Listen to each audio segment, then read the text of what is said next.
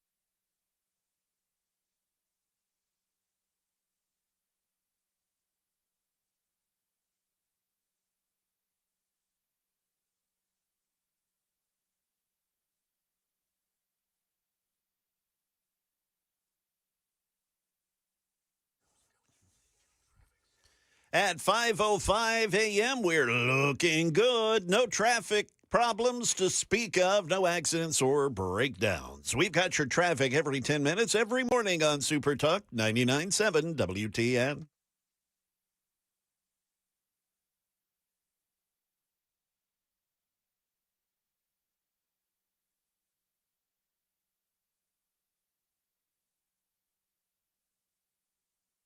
.506 Nashville's Morning News on Super Talk 99.7 WTN. Good morning to you, friends, and welcome on into your Tuesday edition of Nashville's Morning News, Tuesday, May 19th. We've got a lot to talk about. Thanks to Brian Wilson for filling in for me the last couple of days. I'm so glad to be back in the air chair, and we do have a lot to talk about. I've got a lot to catch up on, as a matter of fact. I do want to get into the shooting at the mosque in San Diego. People seem to be so confused as to what happened in San Diego and the motivation for this shooting. I'm going to talk about the motivation, I believe, what could be the motivation. A total 3 dead, a security guard, 8 kids this security guard had, 2 people inside the mosque as well.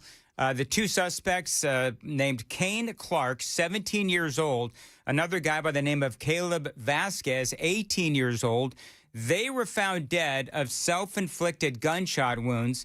So there's a number of things at play here, and I'm going to get into all of it. Apparently, one of these suspects, Kane Clark, 17 years old, Caleb Vasquez, 18, one of these suspects left a suicide note and left the house with guns. The mother called the police. Police are now probing what they call anti-Islamic writings. But the one of the 2 suspects left the suicide note, left the house with, I guess, the mother's guns, maybe the father's guns, whoever's. But there was, they say, anti-Islamic writing found inside the car where the 2 suspects were found, again, of self-inflicted gunshot wounds. The New York Post also reporting that one note left promoted what they're calling, and I'm going to air quote this, radical pride. Now, I've got to say this. This is a terrible situation all the way around. I will always condemn these kinds of random acts of violence. They do need to be condemned. But, you have people all across the media saying, I have no idea, what the motivation would be here. Even Fox News, I was listening on the way in, even Fox News. They didn't report the fact that this particular mosque in San Diego is actually rather infamous. You had a couple of 9/11 hijackers who attended this mosque. One of the imams, I don't know if it's the imam, but one of the imams in this mosque praised Hamas attacking Israel and killing over 1,200 people. This particular mosque also had flyers up, and they were praising jihadists. So listen, a number of things can be true. You can have a horrible random act of violence, but you can also have a situation where the mosque is antithetical to things that a lot of people in America stand for. Anyway, this is a woman named Stella Escobedo, and she is an award-winning Emmy award-winning journalist, and she used to work for ABC and CBS, and she talks about the history of this mosque. The Islamic Center of San Diego has had a controversial reputation in the community for years because of its ties to 2 9/11 hijackers. Nawaf al-Hazmi and Khalid al-Mekdar were known to have attended the Islamic Center of San Diego while living in San Diego before the attacks. They also, learned how to fly planes in Miramar. And more recently, the mosque's imam, Taha Hassan, he became a controversial figure in the community himself. He was initially brought into San Diego for his interfaith efforts to help bridge relationships between the Muslim, Jewish, and Christian communities. But after October 7th, major outrage after making comments that resistance is justified when people are occupied, comments many people viewed as defending or rationalizing Hamas. He has spewed a lot of anti-Israel rhetoric from his pulpit. His wife also facing controversy after October 7th, after she posted an image depicting a Star of David beheading babies, a post that sparked outrage in the Jewish community. The mosque has also frequently held events with CAIR, the Council on American Islamic Relations. And as many of you know, CAIR was named in 2008 as an unindicted co-conspirator in the largest Hamas terror financing case in U.S. history, the Holy Land Foundation. CAIR has denied wrongdoing, was never charged with a crime, but the organization's history and ties have remained a source of controversy for years. So part of the challenge in covering this kind of a story, if you're a talk show host, is, recognizing and acknowledging, because it is true, that this kind of violence, this kind of murder, and this kind of mayhem can never be justified. But at the same time, when you have all of these talking heads, all of these folks that are, saying, oh, we don't know what the motivation was. Well, the least you could do is acknowledge the very controversial history of the mosque as a possible motivation for this horrific crime. Now, the mosque has claimed that they have been unfairly criticized after 9/11, after you had those two 9/11 hijackers connected to this particular mosque. And they say that they have been criticized to this day because of what happened after 9/11, when we all found out that the two of the hijackers were affiliated with this mosque. I mean, listen, if you have imams, and I'm just saying that if you have imams that are justifying what happened in Israel, 1,200 people horrifically slaughtered, and praising martyrs, then, you know what? You're going to be criticized. Now, does it justify what happened? Absolutely not. But it does lie to motive. I mean, these two young adults, they live in a community where, let's just be honest, in a lot of these communities where and this is one of the, fact check me on this, Sam, would you? I believe this is the largest or one of the largest mosques in California, perhaps one of the largest in America. I'm not sure about that. But it's a really big mosque. And when you have a community where you have a really large mosque, then, like it or not, oftentimes there's some distrust. Then you have the history of this particular mosque with 9/11 and so forth, and a controversial imam, then, there's going to be a lot of distrust between the mosque and the community of non-Muslims that live around it. And by the way, simply pointing that out is not Islamophobic. That's just a fact. Because I'm not saying that their controversial history justifies the violence, because I know that I'm probably going to get hit with people calling me Islamophobic and whatever. Doesn't justify it, but if you're looking for motive, the history of the mosque might be a clue. Just might. Doesn't justify the violence. Now, again, be aware that you're going to be seeing a lot about the rise of anti-Islam hate and anti-Islam crimes and anti-Islam threats. As a matter of fact, the New York Times pointed it out in their headline. So that's what we're going to be seeing. Rise of anti-Islamic hate and all of these other kinds of things, which, by the way, is true. It is true that there has been a rise of anti-Islam hate and hate crimes and threats. We'll talk about that coming back. It is coming up on 5:15. Super Talk 99.7 WTN. Time to check the roads. No accidents, no breakdowns. We're getting off to a good start here this morning in the metro area of Nashville. We've got your traffic every 10 minutes every morning on Super Talk 99.7 WTN. Thank you, Jay. Mostly sunny today and a high of 88 degrees. Might see some rain a little bit later on in the evening time.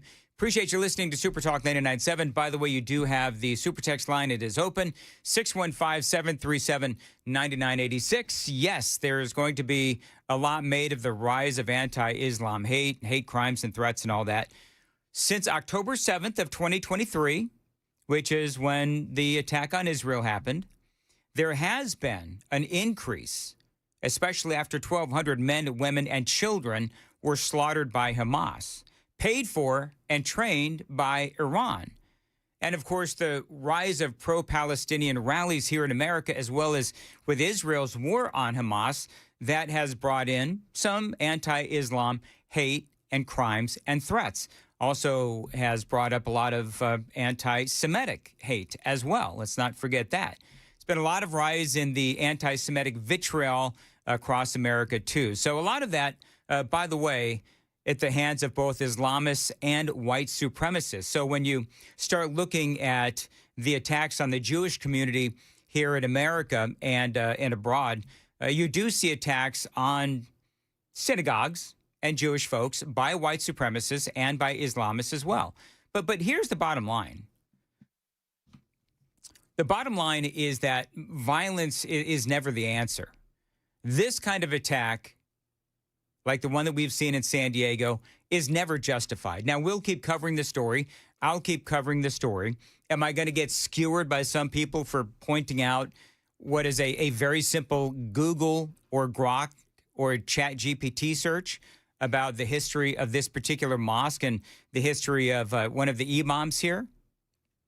Some people will say that that is encouraging violence against the mosque. And of course, it's not encouraging violence against the mosque, but it is pointing out, as everyone is, grappling with a motive, I'm just saying that perhaps the history of this mosque could be part of that motive. 615-737-9986. Again, we'll keep covering the story. I don't know what the motive is here. They'll continue to talk about this, and the powers that be, the media, will continue to report on the story. Apparently, some of the casings had some anti-Islam writings on it, that kind of thing. Also, one other thing, there is a 17-year-old, one of the suspects here, the one named, I believe it's the one named Kane. Yeah, Kane Clark, I believe it is.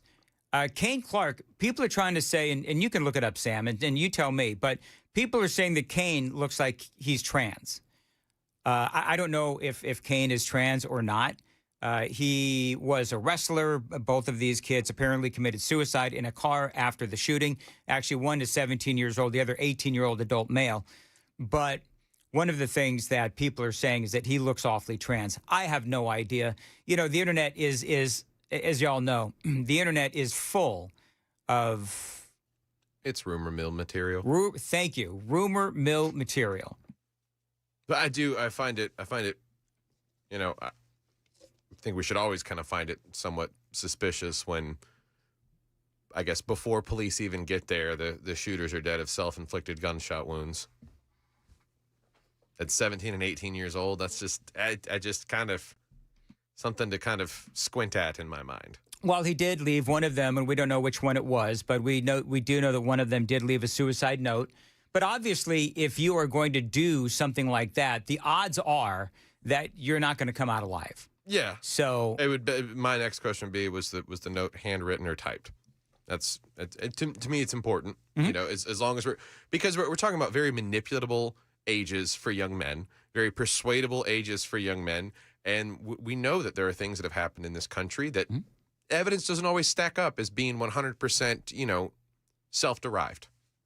That people are influenced, people are pushed along. That's all I'm saying. Oh, people are definitely pushed along, and people are definitely influenced. And by the way, speaking of influencers, Chub the Builder, right? Chud? Yeah. Chud the Builder. Not Chub. Chud. That's what I meant. Chud the Builder. Hey, Mandis is back. You made it 13 and a half minutes. That's it. That I did. 13 and a half minutes. What did I write in my notes? Did I write Chub? No. Nope, I wrote Chud. Yeah. That's what happens when I don't look at my notes. Chud the Builder. I hope you know what a Chud is, right? Okay. So Chud the Builder, he is from Middle Tennessee. Very controversial. I shudder to think that Chud the Builder has been influencing anyone, but he's in the news, and it kind of blew up after, I've been gone for a few days. And so it all started, he's from Clarksville, apparently, or lives in Clarksville. And apparently he's got into trouble last week because he went into a steakhouse, and basically what Chud does is he live streams hate. That's what he does. He live streams hate. He uses the N-bomb, and he says a lot of really reprehensive, really terrible things. What word am I looking for? Reprehensible. Reprehensible. Thank you. You were almost there. I was almost there. Reprehensible things. And by the way, I'm really tired today. That might be part of my problem. I'll tell you what I've been through the last couple of days with the birth of my second grandson. It's all been fabulous, except there were, unfortunately, a lot of complications, and I've not gotten a lot of sleep. So we'll get into that. But anyway, so he says a lot of reprehensible things, a lot of N-bombs, and he is purposefully... Lots of comparisons to primates. Yeah, when he's talking about black folks. Yeah. I mean, this is just... He is... Controversial is not the appropriate word, because I think the people who are controversial, they may have like a hot take. Yeah. This guy's just ignorant and vile. This morally offensive. This dude is a knuckle-dragging Neanderthal. Well, and that's what I would call him. Now, he likes to say that he is a free speech advocate.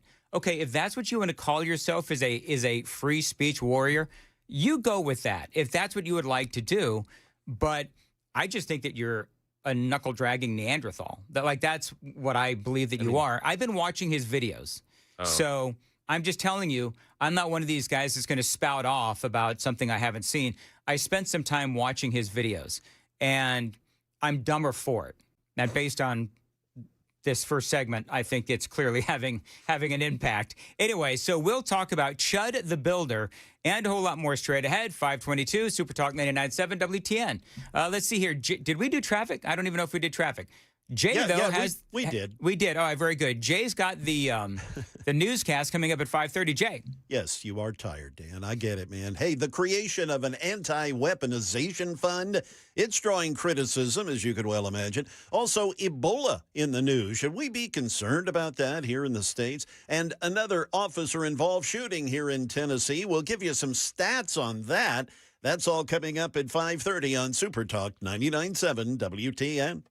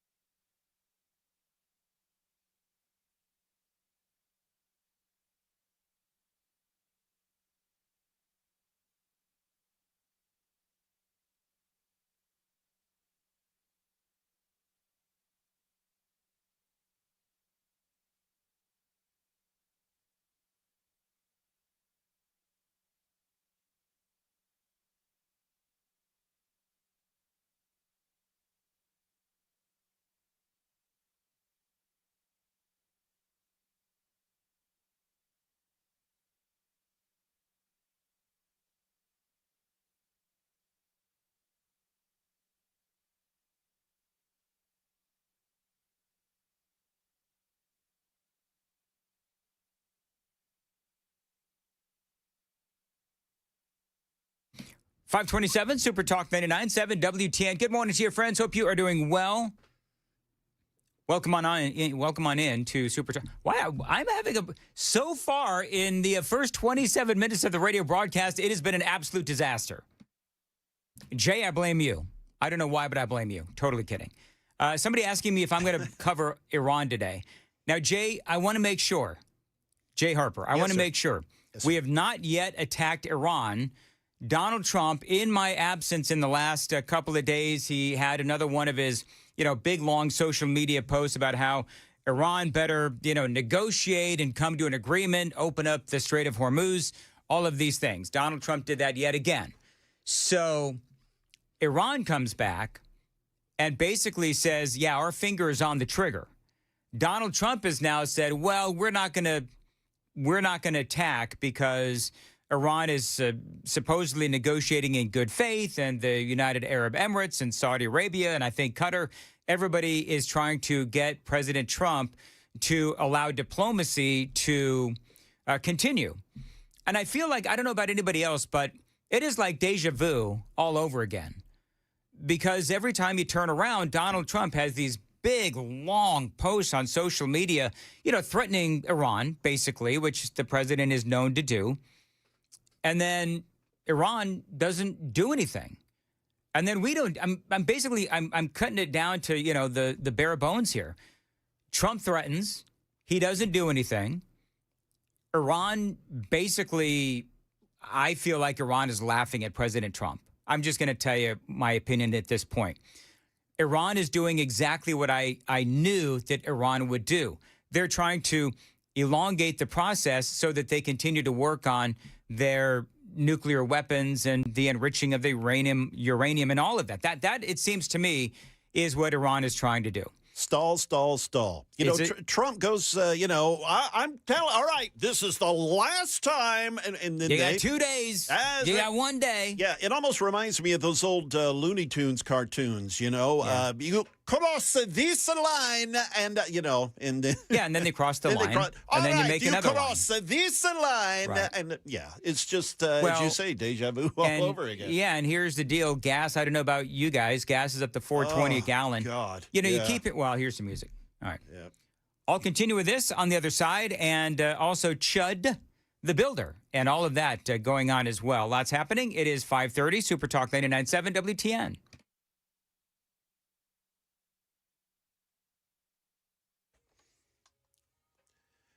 It is 5:30, and I'm Jay Harper with your top stories, a traffic report and a weather forecast. You know it, they're coming up. The Justice Department announcing yesterday that the acting attorney general is establishing a $1.8 billion, that's with a B, anti-weaponization fund. That's to compensate those who say they were wrongly targeted by the Biden administration. It's part of a settlement agreement in President Trump's $10 billion lawsuit against the IRS after a contractor leaked his tax returns. ABC's Catherine Falders, she talked about all this on their Start Here podcast. Whether the parties involved here were even different or not, this is a question the judge wanted answered by tomorrow. And we're not going to get to that point. There was supposed to be a filing in the case on Wednesday that she ordered the parties to say, how are you guys really that different here? Like, you're not adversarial parties. Well, they told the judge that they were dropping the case, and then this settlement happened. In other news, the Centers for Disease Control and Prevention confirmed Monday that at least one American tested positive for Ebola in the Democratic Republic of the Congo. Dr. Peter Stafford, he's a medical missionary with the aid organization Surge. He was exposed while he was treating people at a hospital there. More now from ABC's Hannah Battah. One doctor infected with Ebola while treating patients back in 2014 says he believes the current outbreak is much bigger than what current numbers show. My biggest concern about this outbreak is that we learned way too much, way too quickly for this to be anything but really bad. The outbreak raising concerns here at home ahead of the World Cup. The team from Congo plans to use Houston as its home base during the tournament. The U.S. government is now refusing entry to non-U.S. citizens who have recently traveled through countries dealing with Ebola. Back here in Tennessee, the Tennessee Bureau of Investigation says it's been asked to investigate 18 officer-involved shootings statewide so far this year, including a shooting Sunday in Hickman County. According to the TBI, the investigations involved multiple agencies across the state, including police departments and sheriff's offices and federal law enforcement. The most recent case listed by the agency is that Hickman County sheriff's office involved shooting that happened on Sunday. Other investigations this year have involved agencies in Chattanooga, Knoxville, Smyrna, Bristol, Tennessee, as well as Memphis and other smaller communities. In comparison, the TBI reported investigating 54 officer-involved shootings last year. That is the latest news. We've got traffic and weather coming up. I'm Jay Harper, WTN News.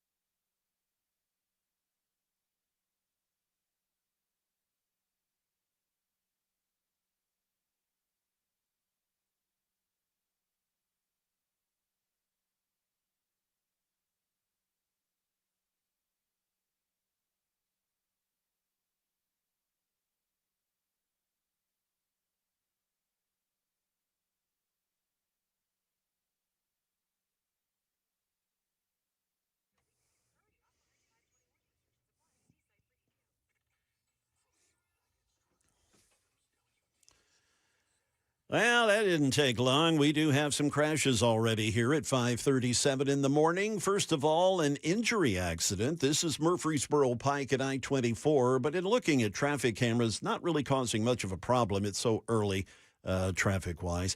Also, we've got a crash, Neely's Bend Road, just east of Gallatin Pike South. We've got your traffic every 10 minutes every morning on Super Talk 99.7 WTN.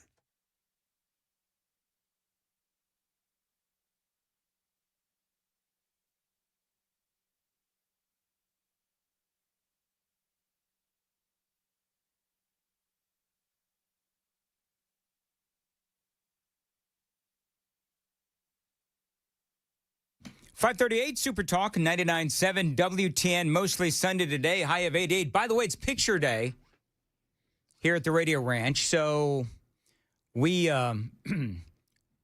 personalities, and I'm air quoting the word personalities.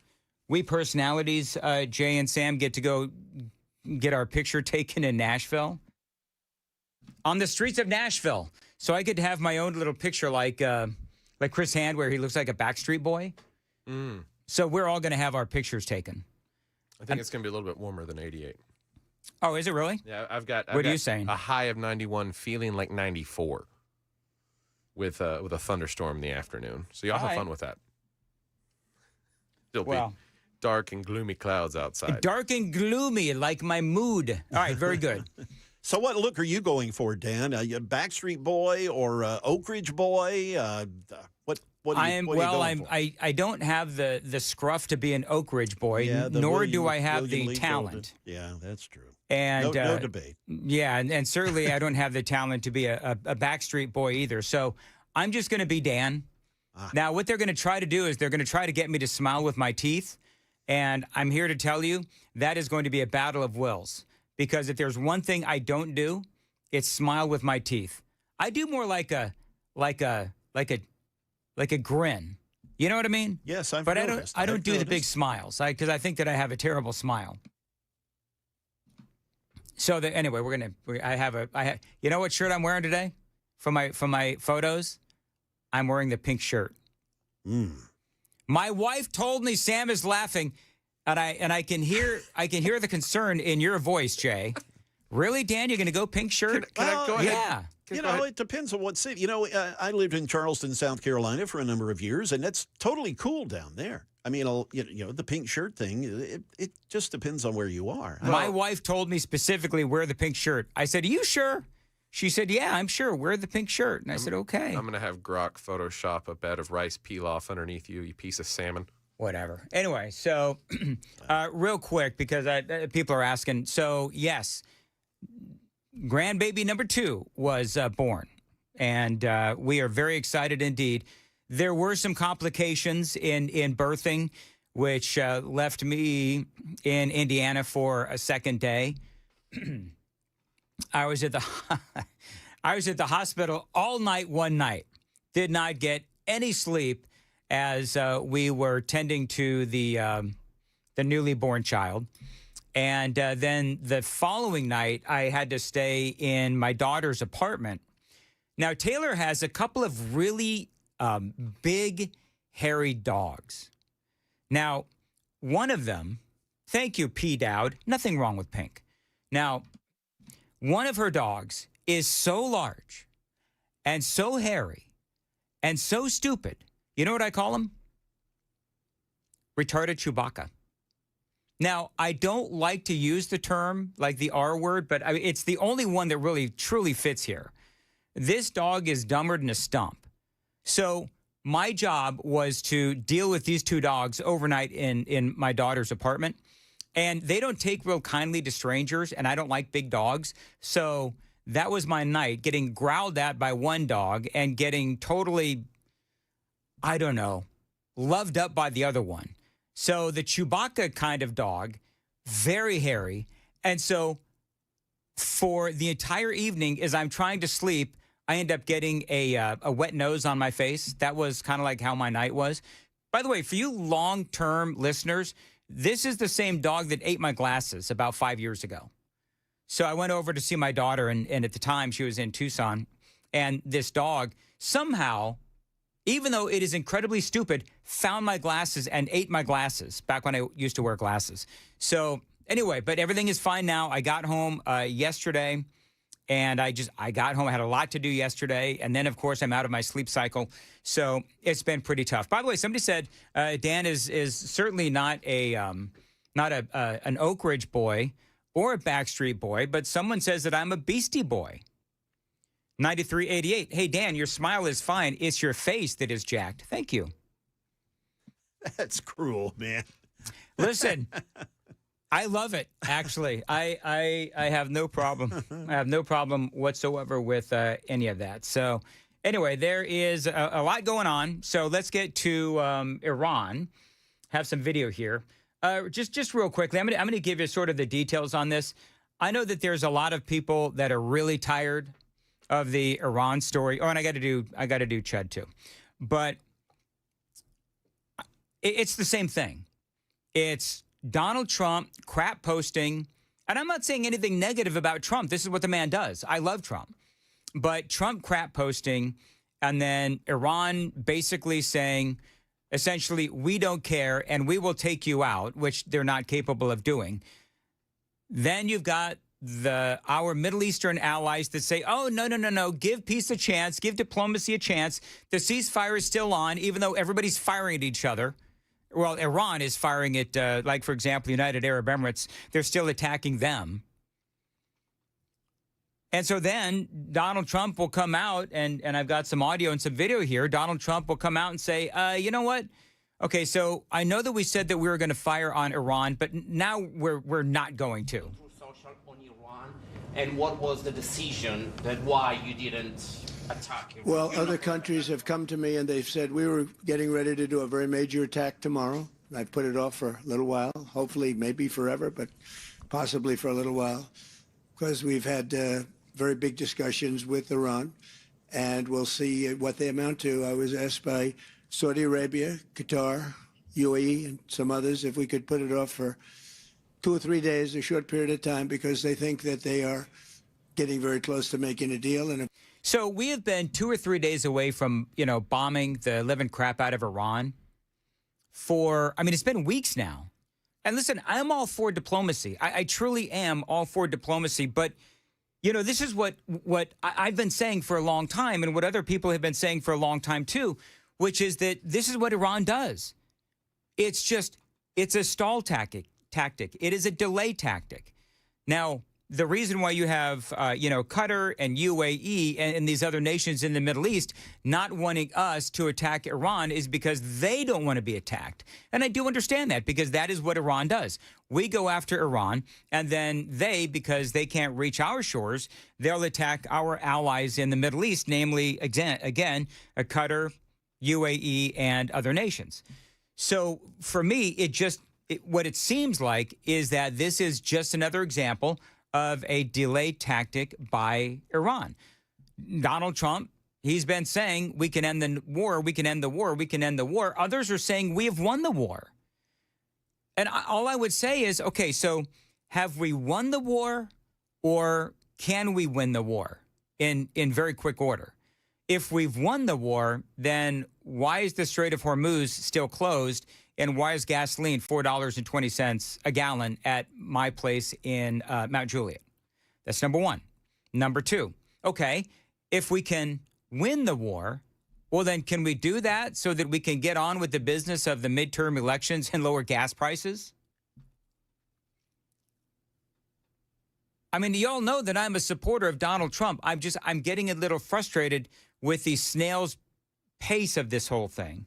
And yeah, Donald Trump, he said this to, I think it was Reuters, where he keeps saying that Iran will agree to certain conditions in negotiations, but then, the piece of paper comes and those conditions are not on the piece of paper.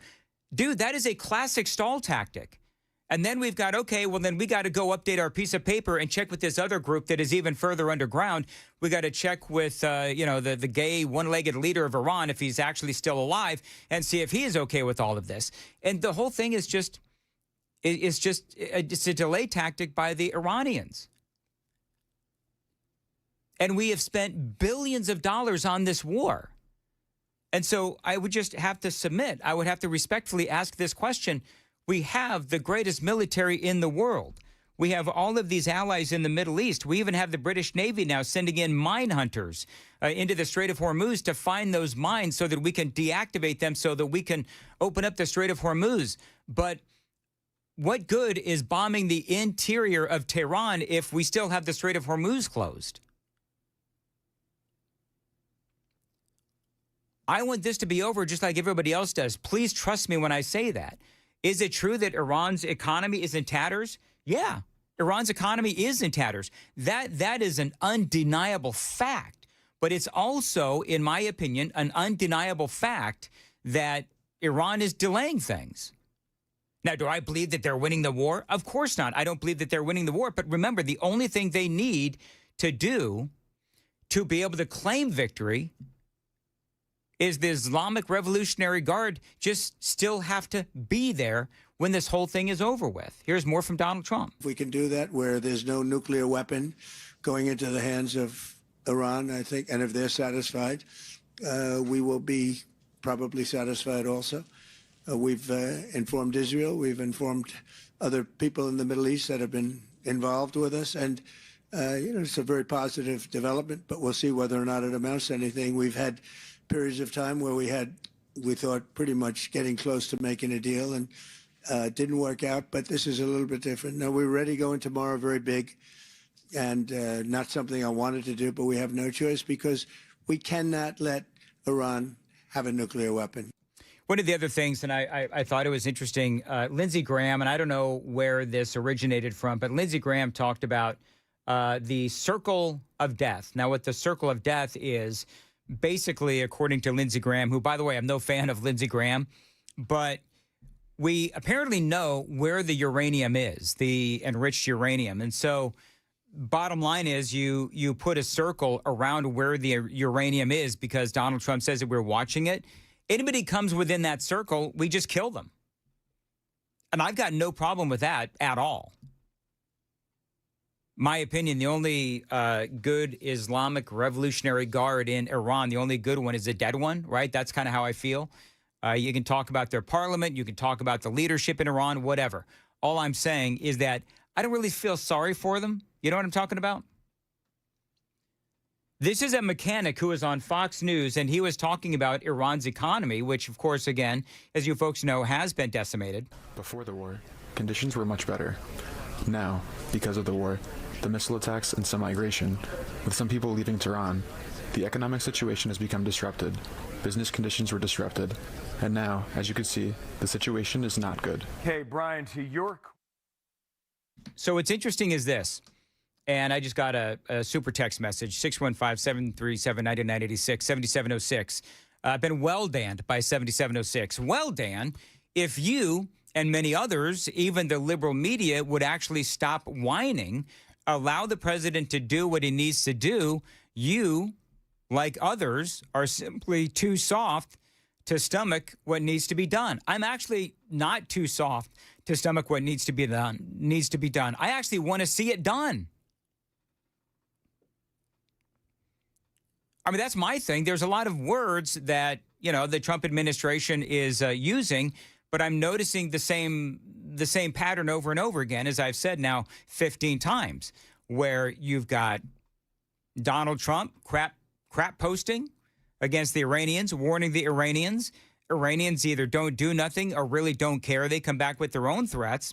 And then when it looks like we're on the brink of, bombing the living crap out of Iran, some of our allies step in and say, no. And then we've got 2 or 3 days. It's another 2 or 3 days. It's another 2 or 3 days. It's another 2 or 3 days. Meantime, we don't really know what Iran is doing. We don't really truly know. We think we know where all of that uranium is, but we don't exactly know where all of it is. Maybe we do, maybe we don't. I feel like this is taking a long time. And I do appreciate that there's a lot of very complicating factors here. I have all the faith and trust in President Trump that this is going to get done in due time. But I think that he believed that this would take not very long. And I think that he is beginning to realize this is taking longer than he had anticipated. And here's the deal. The great news is this could get wrapped up tomorrow. This could get wrapped up the next day. This could get wrapped up in a week. And the cost of oil and gasoline will come crashing down. I hope that is the case. But I just feel like Iran is delaying. And again, not to belabor the point, that is exactly what I said was going to happen. So going to keep hoping and wishing and praying that this thing is ultimately over with. But to 7706's point, yeah, I totally understand. I totally get that sometimes it sounds like we're whining or I'm whining or people are whining. But the reality is that we need to get this done because for two reasons. Number one, from a political standpoint, we need the cost of gas to go back down in time for the midterm elections. That's number one. And number two, well, from a political standpoint, Donald Trump, in my opinion, has risked his entire legacy on Iran. And it could be, and I said this from the very beginning, it could be the greatest thing he's ever done, or it could be a complete disaster. Now, so far, I think things are going well. However, we just need to wrap this up. It is 5:54. Jay's got the news coming up at 6. Jay. Yes, sir, Dan. We'll have more on the San Diego Mosque shooting. And also town takeovers by teenage hooligans. That's for Dan, the hooligans there. The hooligans. Anyway, all that's on the rise, and it is concerning. And we also have this morning's money news. That's coming up at 6 on Super Talk 99.7 WTN.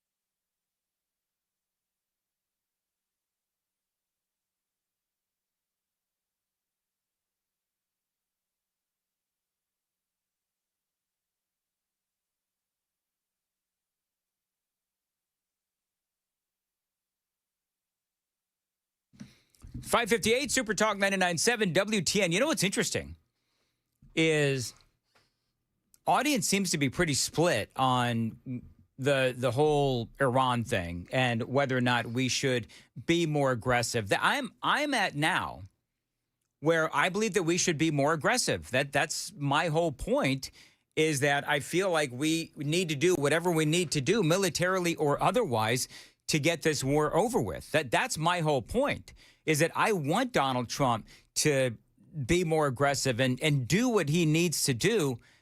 I'm a little tired of Iran and the stall tactics. As my dad would say, crap or get off the pot. This is what Britt Hume, by the way, had to say about the pause. Yeah, maybe so, Brett, but at a glance, this looks like the triumph of hope over experience. And we've been around and around with Iran on this. They keep saying that, the president keeps pausing, waiting for offers, and they haven't come close to making an offer that he could accept. Maybe this time will be different. We can all hope for that. In the meantime, it's pretty clear that he's ready to let him have it again, if nothing of any substance or meaning or acceptability comes through. Yep, that is Britt Hume, and we'll have to see if the president does. And I do believe that Trump is absolutely ready to go. I do. I think that he and Hegseth, they are ready at a moment's notice. And I just feel like, I don't know, negotiations not working. Should we do a Daily Dan poll on this? I feel like we should, because I'm getting some, thumbs up from the audience, Jay. Got other people thumbs down on my monologue. One guy says, when did Chad Benson move to 5 to 9? Wow. Yeah, I saw that. I'm not hating on Chad, not by any stretch of the imagination. However, I've got a lot of positive things to say. I have a lot of positive things to say about Donald Trump. It is 6 o'clock on Super Talk 99.7 WTN.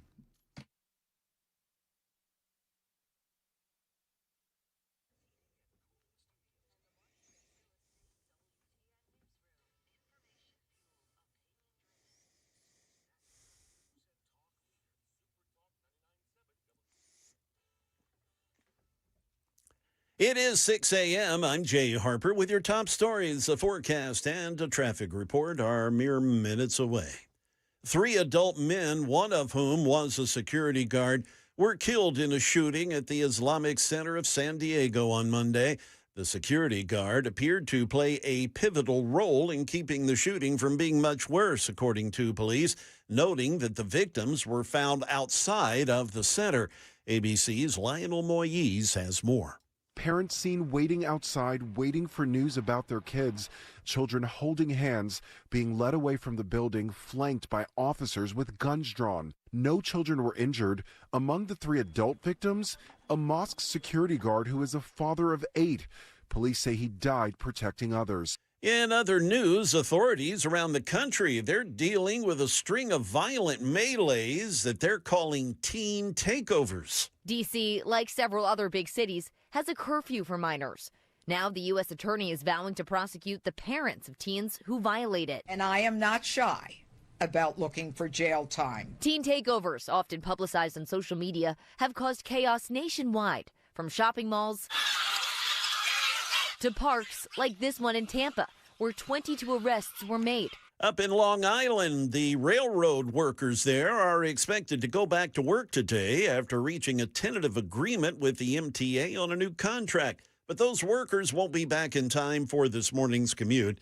ABC's Phil Tate, he's in Mineola, New York. This is one of the 6 locations here on Long Island where folks will be able to catch a bus. We expect those buses to be rolling through in just a short time. Many may have thought that yesterday's commute, having to hop on a bus, would be a one-day ordeal. Well, at least for the morning commute, they'll have to do it yet again. A tentative agreement came down late last night. It still has to be approved by the rank and file, and a number of boxes have to be approved before we can see full service restored. Now let's get to this morning's money news. For that, here's Jim Ryan. A week after soaring to new records, the NASDAQ and S&P have suffered back-to-back daily losses at the hands of falling tech shares.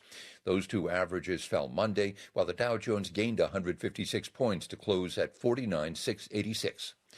Memorial Day 2026 might be memorable for the historic gas prices you'll be paying. GasBuddy puts the national average at $4.50 a gallon. The average in California is 611. That porch swing you just bought from Costco, you'll want to check the model number. More than 18,000 Agio Menlo woven patio swings have been recalled. At least 8 people have been hurt when the seat separated from the frame. And some American fans will actually be cheering if Team USA gets a penalty during the upcoming World Cup. FIFA partner Domino's will give away up to $1 million worth of pizzas to customers who pre-registered if a Team USA player gets a red card. That is the latest news, traffic, and weather. There next. I'm Jay Harper, WTN News.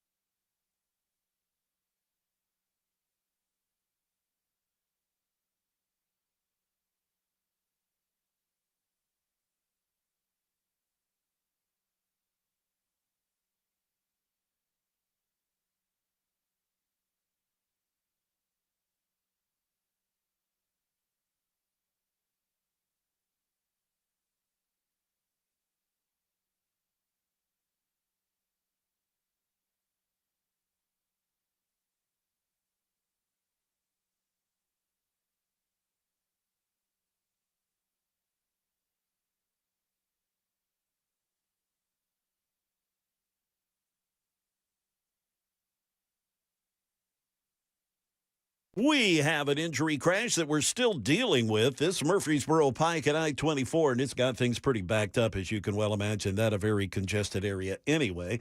In Madison now, a crash, Neely's Bend Road, just east of Gallatin Pike South. We've got your traffic every 10 minutes, every morning on Super Talk 99.7 WTN.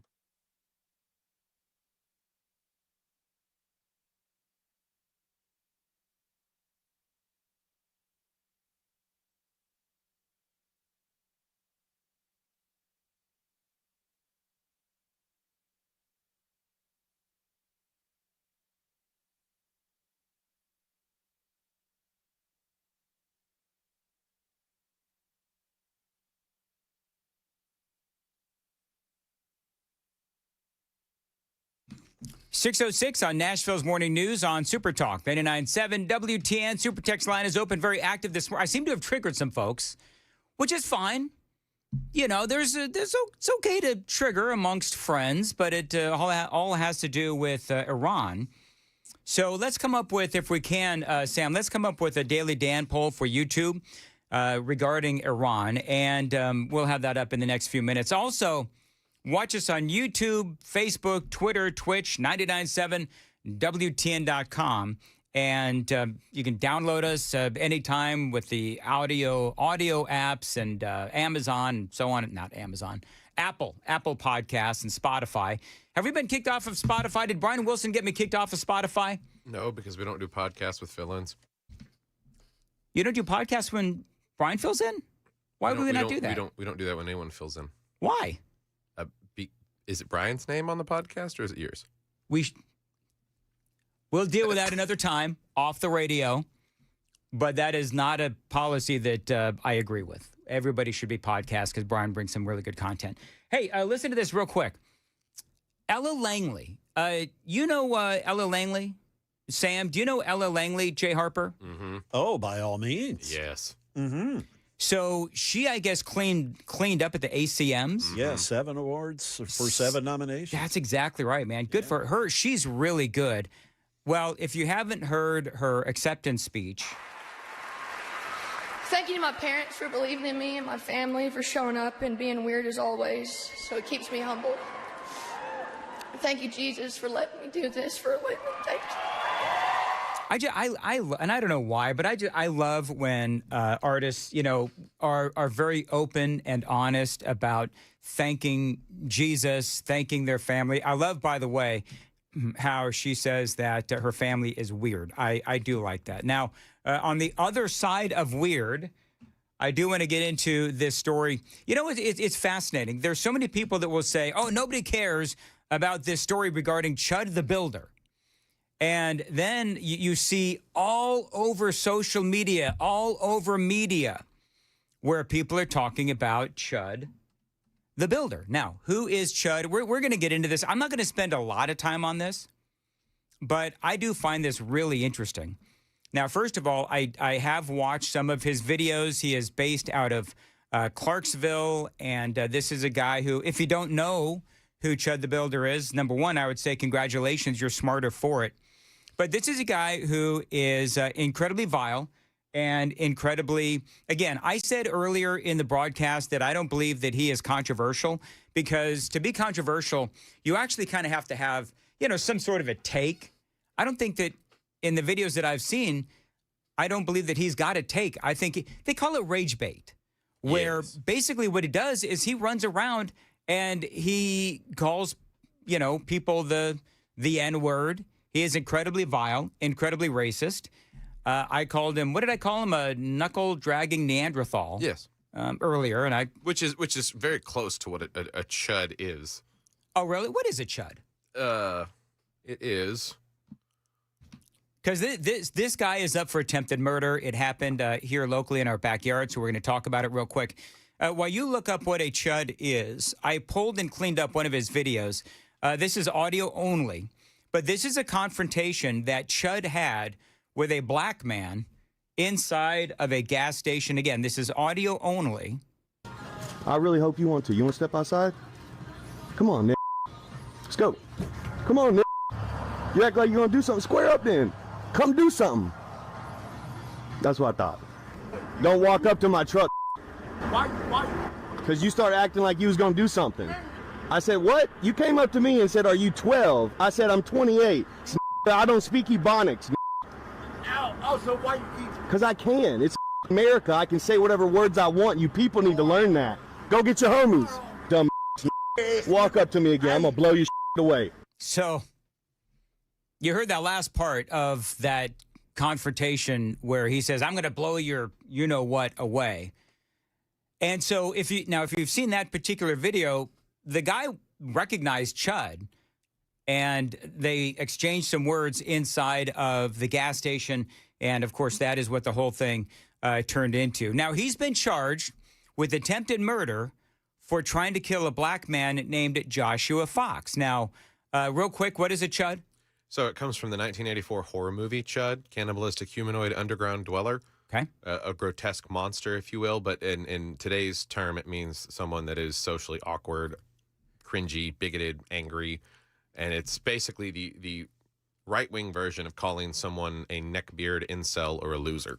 So all of those things, in my opinion, is an accurate description of ChudtheBuilder. So I would say that he's one of the lowest life forms on the socials. Nothing really smart about what he has to say, really about what he does as far as I can tell. This is how Men's Journal describes him. Dalton, is it Etherly? E-A-T-H-E-R-L-Y? Yeah, Etherly. Okay, Etherly. Known by his live streaming name ChudtheBuilder, has been charged with attempted murder after shooting a man outside of a courthouse in Tennessee. Now, Chud is going to say that this was self-defense. The police, I believe, are going to disagree.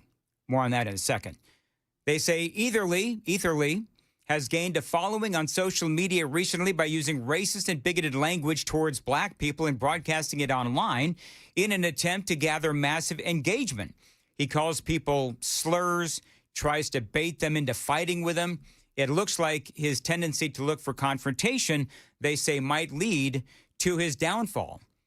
So as the story goes, again, guy's real name is Dalton Etherly.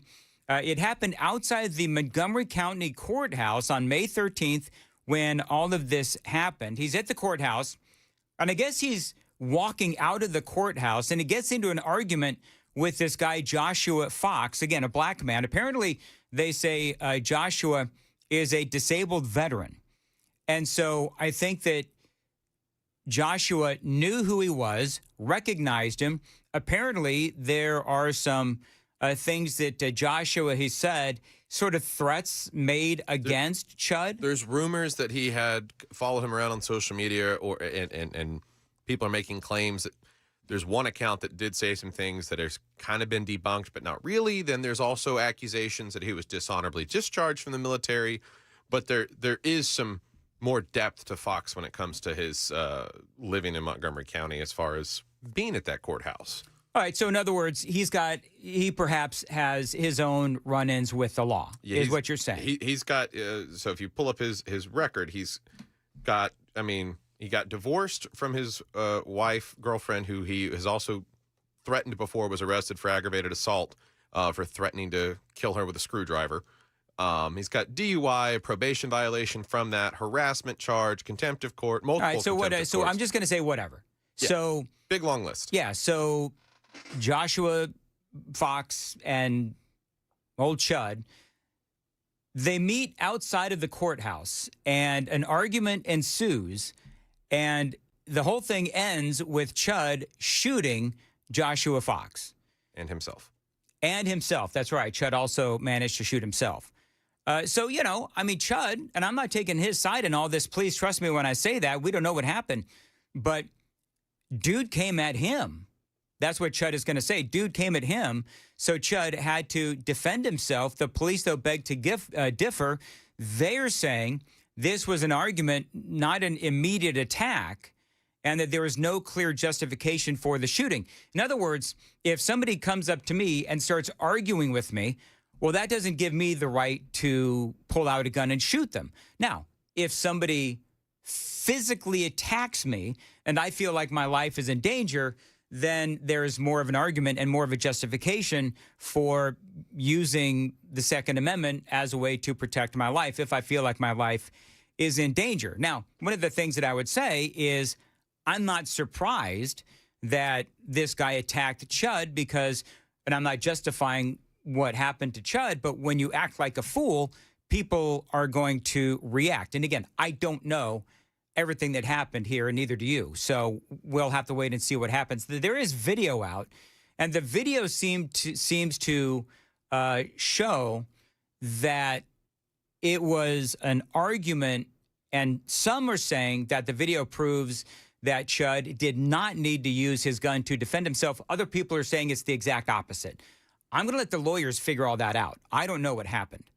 What I do know is that this is a bad dude, and when you are out there trying to provoke reactions, then don't be surprised when something like this happens. But again, we don't know the full story of what happened in the argument between these two guys. The bond, by the way, set at $1.25 million.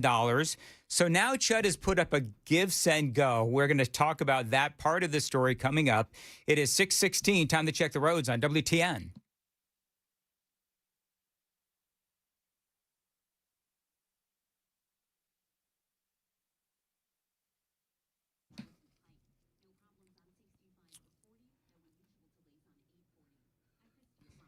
As far as your weather goes, mostly sunny today. Going to be roughly 91. Going to feel like 94 degrees.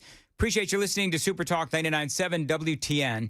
ChudtheBuilder. Who is he? By the way, can you look up how big of an influencer is he on social media? He's got like 200,000 followers. Okay. At last check. It's probably grown. Oh, of course it's grown now. Trying to draw interest on it. But he's low level. What would we say in the meetings? He's a mid-tier?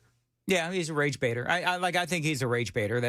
I think he's the classic version of a rage baiter. He's a provocateur, and he's The thing is that he can almost claim that he's just doing it as a personality. This really isn't who I am. I'm doing it for the engagement and the follows. That is an actual claim he's going to be able to make at trial.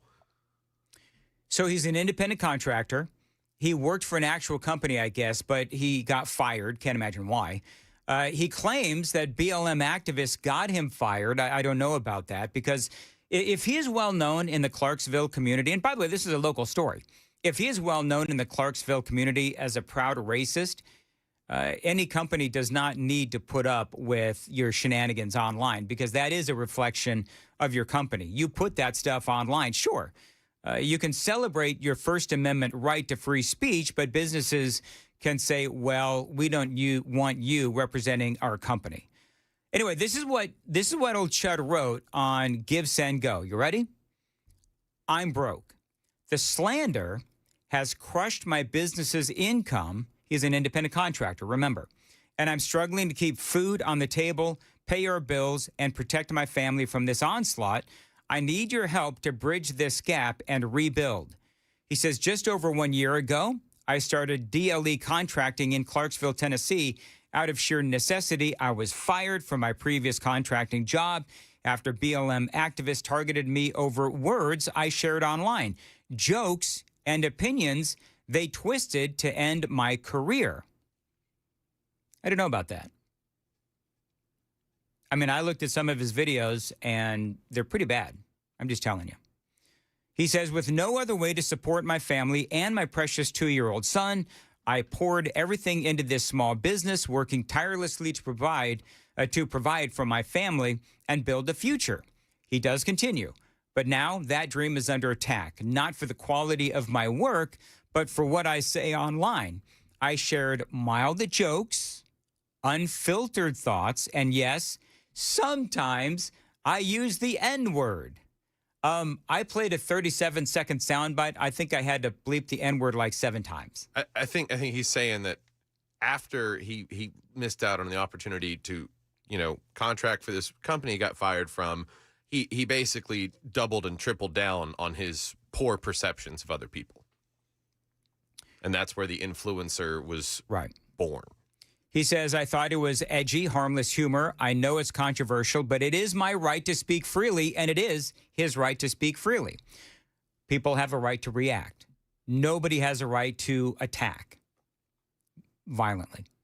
He says, for that, hundreds of people in my city are slandering my business, spreading lies to tear down everything that I have worked for. It goes on. He talks about the hate that he has received, so on and so forth. And so he has now been asking for, Give, Send, Go donations. He's raised about $130,000. Joshua Fox, by the way, the guy that was shot, he so far has raised $257,000. And that was as of a few hours ago. Prosecutors are trying to say that he should not be allowed, Chud should not be allowed to use those funds to fund the $1.25 million bond that the judge set. One of the things that they say about this is that the bail money is supposed to be used to ensure that a person shows up for court, and if that money is donated, the guy may skip town or even try and leave the country. Whatever. I don't know. I guess some judges have done this. Other judges allow it. It's going to blow up poorly, because on the things that, as you've pointed out, what we don't know is the truthfulness of the transaction that occurred outside the courthouse. Here's what we do know. There's currently someone sitting in jail, or he may have bonded out. Antoine Crenshaw, black guy who's charged with first-degree murder in this same court. Yeah. Only being held on a $250,000 bond. So they're trying to send a message, and this is coming from a district attorney whose office, relying on these he said situations, let a murder suspect who was facing 60 years in prison walk on 3 years for involuntary manslaughter. They, when it comes to the details, they don't sort them out that well up there, and they don't get things right in the preliminary, which we'll have a hearing on Tuesday where they're going to go over everything. Did this guy text people that he was going to pull up outside of the courthouse on Chud? Mm-hmm. Was there any premeditation to his actions whatsoever? It could flip the script a little. And did he threaten the life of Chud? Yeah. Like if he sends Chud, let's say, a message on social media, I'm going to kill you. or I'm going to pull up on you or whatever. Anything that could be framed as a confrontational, aggressive point. That would make Chud fear for his life. And he's posted about having to fear for his life because he says really dumb, stupid things. Mm-hmm.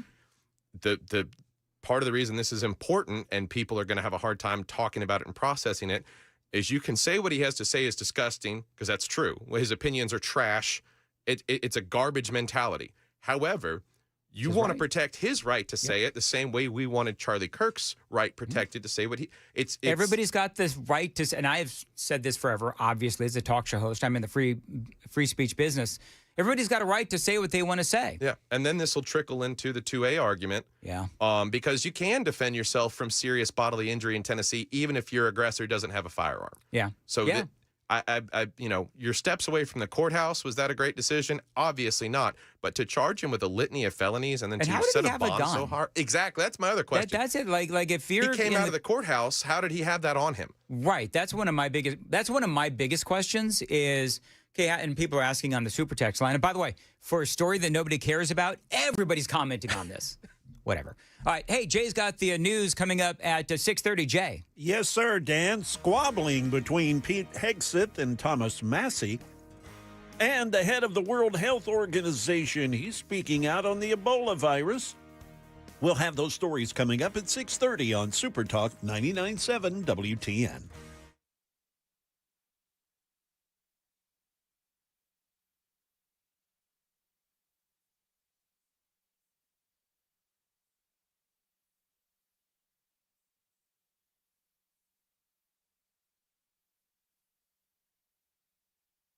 Hey, it's Dan Mandis, and yes, that big old orb in the sky is getting brighter and hotter. That does mean that summertime is fast approaching, and so is lake and swimming pool and beach season.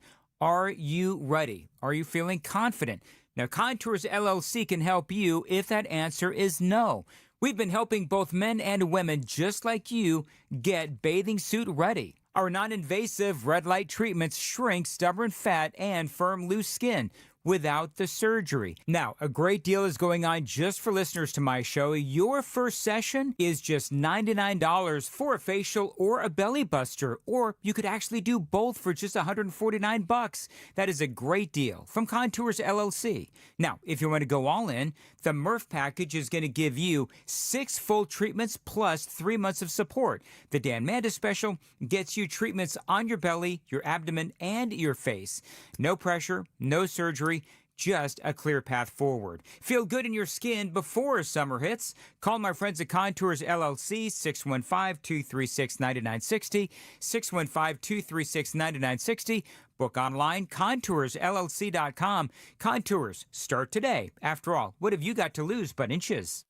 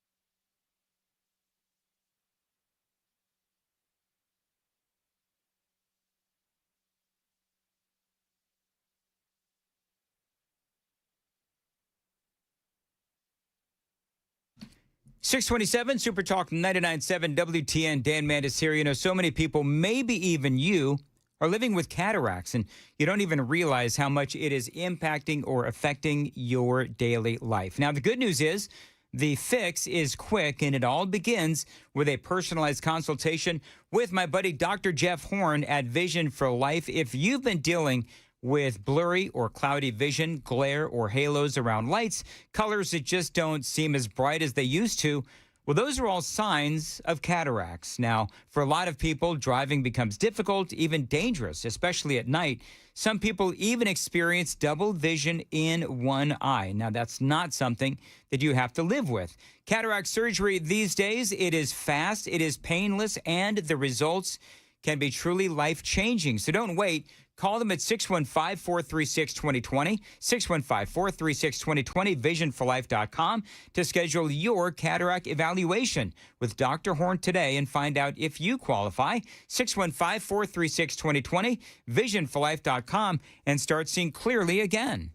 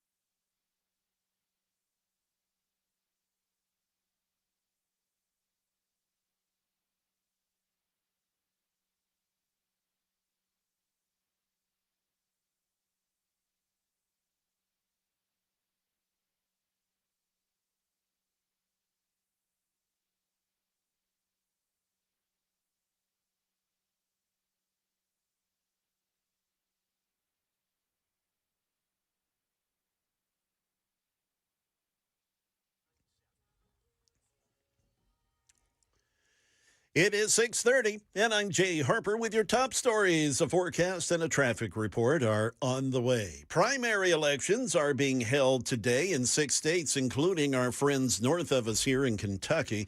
That's where Defense Secretary Pete Hegseth broke with the military's tradition of political neutrality. He campaigned for Trump-backed candidate Ed Gowrain, who's taking on Republican Congressman Thomas Massie. Massie has opposed the president on several issues, including the release of the Jeffrey Epstein files. And they're worried that I'm going to win. That is Thomas Massie. Let's play that again since this cut out. President Trump would not be doing this if they were confident that they were winning, and they're worried that I'm going to win. Now we get to another story. The head of the World Health Organization today expressing concern at the speed and scale of the Ebola epidemic in the Democratic Republic of Congo and Uganda, as a number of cases have just really taken off. There are at least 500 suspected cases and 130 suspected deaths from Ebola since the new outbreak began. That's according to the WHO director. That would be General Tedros Ghebreyesus. He added those numbers are expected to go up. Cases have been reported in urban areas, including Kampala and the city of Goma in the DRC. Back here in Tennessee, the Tennessee Bureau of Investigation says it's been asked to investigate 18 officer-involved shootings statewide so far this year. That includes a shooting Sunday in Hickman County. According to the TBI, the investigations involve multiple agencies across the state, including police departments, sheriff's departments, and federal law enforcement. The most recent case listed by the agency, again, involves that issue with the Hickman County Sheriff's Office on Sunday. Other investigations this year, they've involved agencies in Chattanooga, Knoxville, Smyrna, Bristol, as well as Memphis and other smaller communities. In comparison, the TBI reported investigating 54 officer-involved shootings last year. That's the latest news. Weather's next. I'm Jay Harper, WTN News. Thank you, Jay. 632, Dan Mandis here. And you know how many ways we can lose power. Of course, we've got ice and ice storms and snow and tornadoes. But there's one surefire way to get that power back on. That is a backup generator from the Generator Supercenter. Now, the Generator Supercenter is the nation's #1 Generac generator dealer, and they feature turnkey installation, certified electricians and plumbers, maintenance and service after the install, and a whole lot more. In other words, they're not going to abandon you after they install. No, they are there for you. Now, let me tell you how it works. The power goes out in your neighborhood. The power in your home turns right back on thanks to that backup generator. So if you're one of the many families talking about a backup generator, talk to the pros at the Generator Supercenter. Another reason, by the way, to love the Generator Supercenter is their generators are made right here in the USA. They'll never leave you in the dark. Financing is available, and they are waiting for your call. So call them. Tell them Dan told you to reach out. 615-879-1952. 615-879-1952. Generator Supercenter of Nashville.com.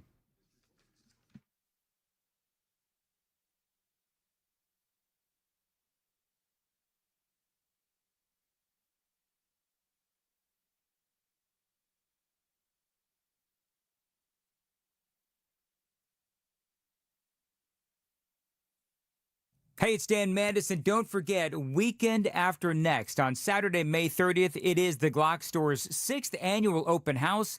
You know what else is coming up too, right? Father's Day. So if you've got a 2A loving son or brother or husband or father, go to the Glock Store, because on the 30th, they're going to have all of these raffles going on during the open house. They're going to be giving away multiple handguns, a couple of Rugers, a bunch of Glocks as well, a ton of optics, Glock parts and accessories. So there's a lot of two-way gear to be won at the open house on the 30th, on May 30th. That is Saturday after next. The Glock Store's annual open house, you want to check it out. It goes from 10 a.m. to 2 p.m. There's a lot of reasons to go. You're going to have a ton of vendors. This really is the two-way event of the year in the state of Tennessee at the Glock Store. You want to check them out, glockstore.com, shoot270.com. The event starts at 10 a.m., goes till 2 p.m. The earlier that you arrive, the more raffles you can join and the more opportunity you have to win. Check them out online, glockstore.com, shoot270.com.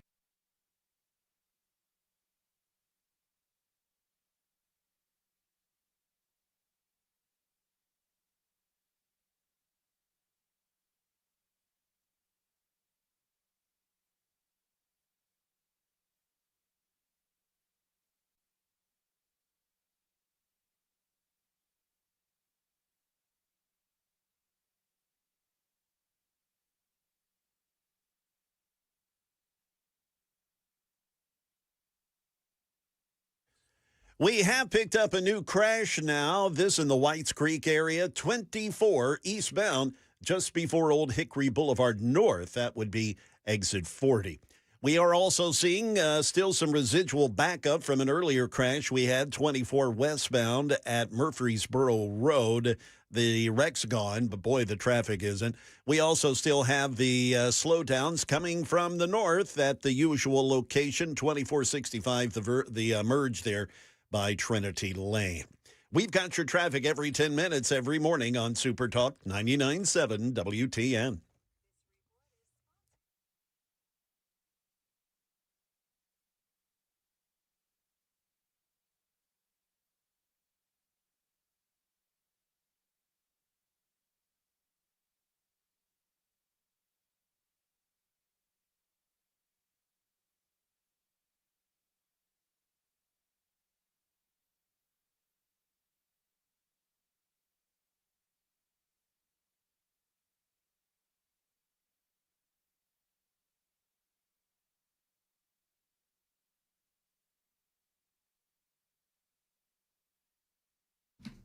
.637 Super Talk 99.7 WTN. Thanks for joining us on WTN and Nashville's Morning News.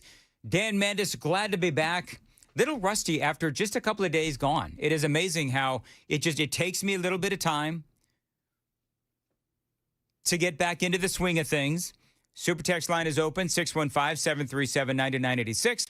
615-737-WWTN. I want to welcome on into the program Matthew Hurt, our grassroots political analyst. And Matthew, always great to have you on. I just saw this, and I'm shocked by this. But the LA mayor's race, Karen Bass, according to polling, Karen Bass, current mayor, 67%. Spencer Pratt, 66%. Really close. Are you surprised at that? Dan, I am not surprised by this race. Spencer Pratt burst onto the scene a few weeks ago. He is he's really great on entertainment. He was a reality TV star. A lot of folks who are under the age of 25 remember him from his time on television. And the guy has gone from reality TV star to knowledgeable about the issues. He's gone on offense against Karen Bass and the socialist from the city council who's running. If it is a three-way race between Karen Bass, the other woman, and Spencer Pratt, I think there are a lot of folks in LA who are going to come out swinging in support for Spencer Pratt. And he's run such a great campaign using AI, using those tough conversations. A lot of folks in LA, like for your listeners in the Nashville market, some of your listeners may go out to Nashville. They may go downtown, spend a few dollars, have a nice weekend, but it is unsafe to go to Los Angeles. And Spencer Pratt is raising those issues, and many of those issues resonate with suburban moms. They resonate with people with families, with small children. And just imagine at the end of your block, you've got two kids, they're 6 and 8 years old. Normally they would spend their time playing outside, but because there is one drug dealer, one crackhead, one homeless man at the end of the block, as a parent, you're not going to let your children go out. And so there is so much fear, and Spencer Pratt has raised awareness of these issues, and he is cobbling together a coalition that Republicans often need to get elected. And I think he's doing a great job. I've actually been very impressed. I was skeptical at the beginning, and the guy clearly knows the issues. He's been personally impacted by the wildfires in Los Angeles, and about Karen Bass's dereliction of duty, and he's raising awareness for that at every turn. And in fact, he's so aggressive and on offense that Karen Bass and others have declined to debate him in many of the local debates, which community organizations put together. And he's doing a great job. I am cautiously optimistic about what's happening in Los Angeles. Well, one of the things that is going on is the other candidates, the other woman, Nathia Rahman, I think her name is. Everyone acknowledges how well he did in the debates. But, here's my question for you, because you watch campaigns.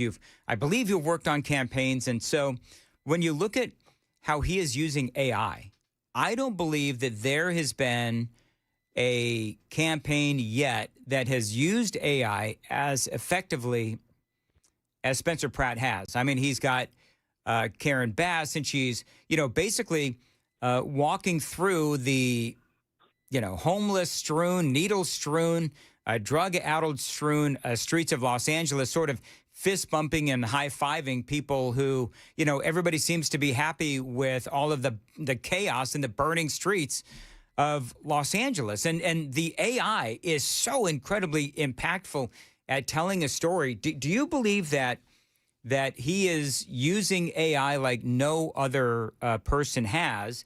That's part one. And part two, do you see his campaign and the way that he's using AI so effectively as a game changer for campaigns moving forward? I do think this is the first and best use of artificial intelligence. The Lego content that's being produced, the videos that are being produced that allow people to question what is happening in Los Angeles. And his fame and notoriety has nationalized the race. He's got donors from all over the country, which is important. You've got to spend a lot of money to organize, to turn out voters. And I'm very impressed. There are other ways to use AI that are dishonest. I've seen it up in Northern Virginia. There was a Fairfax County Republican committee chairman who produced an AI video of basically fake Indians, fake Asian Americans opposing the most recent ballot referendum. And it was widely panned, but the stuff that Spencer Pratt is putting out is causing voters to ask serious questions. And look, it's going to be a tough race. Spencer Pratt, the cards are stacked against him, but he is forcing a conversation that Karen Bass is terrified to have, because the reality for most people in Los Angeles is they're dealing with homelessness, they're dealing with drug addiction, they're dealing with their homes being destroyed in the Palisades fire, and he's making the question, he's raising the questions on those issues, and it's really encouraging to see. I think this is the best use of AI that we've seen in any campaign to date. It's going to be interesting if, and I don't know if he's got somebody who is running his campaign for him, but whoever that person is has a very bright future in running campaigns. So we'll have to see what happens. And you're right. All you got to do is walk the streets of Los Angeles. Last time I was in L.A., I think it was a couple of years ago now, even I was shocked at how bad it was. And so we'll have to see ultimately how that goes. Now, you are in Kentucky. And let's talk about one of today's biggest races. It's a primary day in Kentucky, and Thomas Massie has a challenger. And one of the things that I find interesting is that is it Galrain? Am I saying that right? Galrain? Essentially, Ed Galrain is the opponent to Thomas Massie.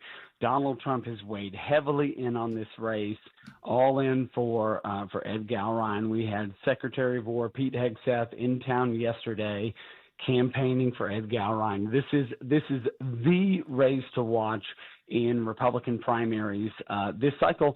And the question is, does President Trump have the authority and the credibility to put his thumb on the scale in a race like this? And we saw it. Look, we saw it over the weekend in the Louisiana Senate race. We saw it in Indiana with 5 of 7 state senators who were defeated in coordination with President Trump and leadership in Indiana, defeating those state senators who opposed the redistricting efforts. So this is the race to watch. Polls are open right now, and I am up in northern Kentucky watching this play out. And I'll be honest with you, Dan, and your listeners. I'm out here. I took time off to volunteer for Thomas Massie, who is somebody I have known for 14 years, who has been the conscience of the Republican Party. And so it's very interesting to see this play out at the local level. 6:45, more on that straight ahead. Time to check the roads on WTN.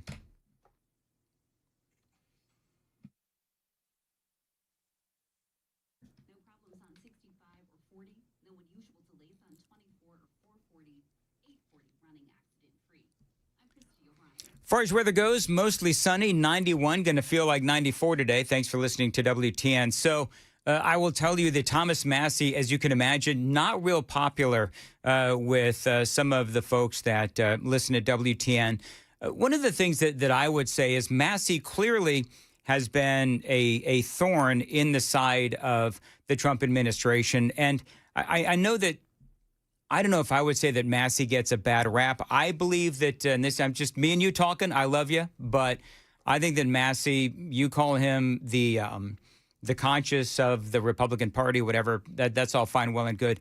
I think that he enjoys being a thorn in the side of Donald Trump. He may be the conscience, but he's also a thorn in the side of Trump. And I think that he relishes that role, which is certainly his right. And Donald Trump, listen, they're matching energy, right? So Trump doesn't like Massie. Massie doesn't like Donald Trump.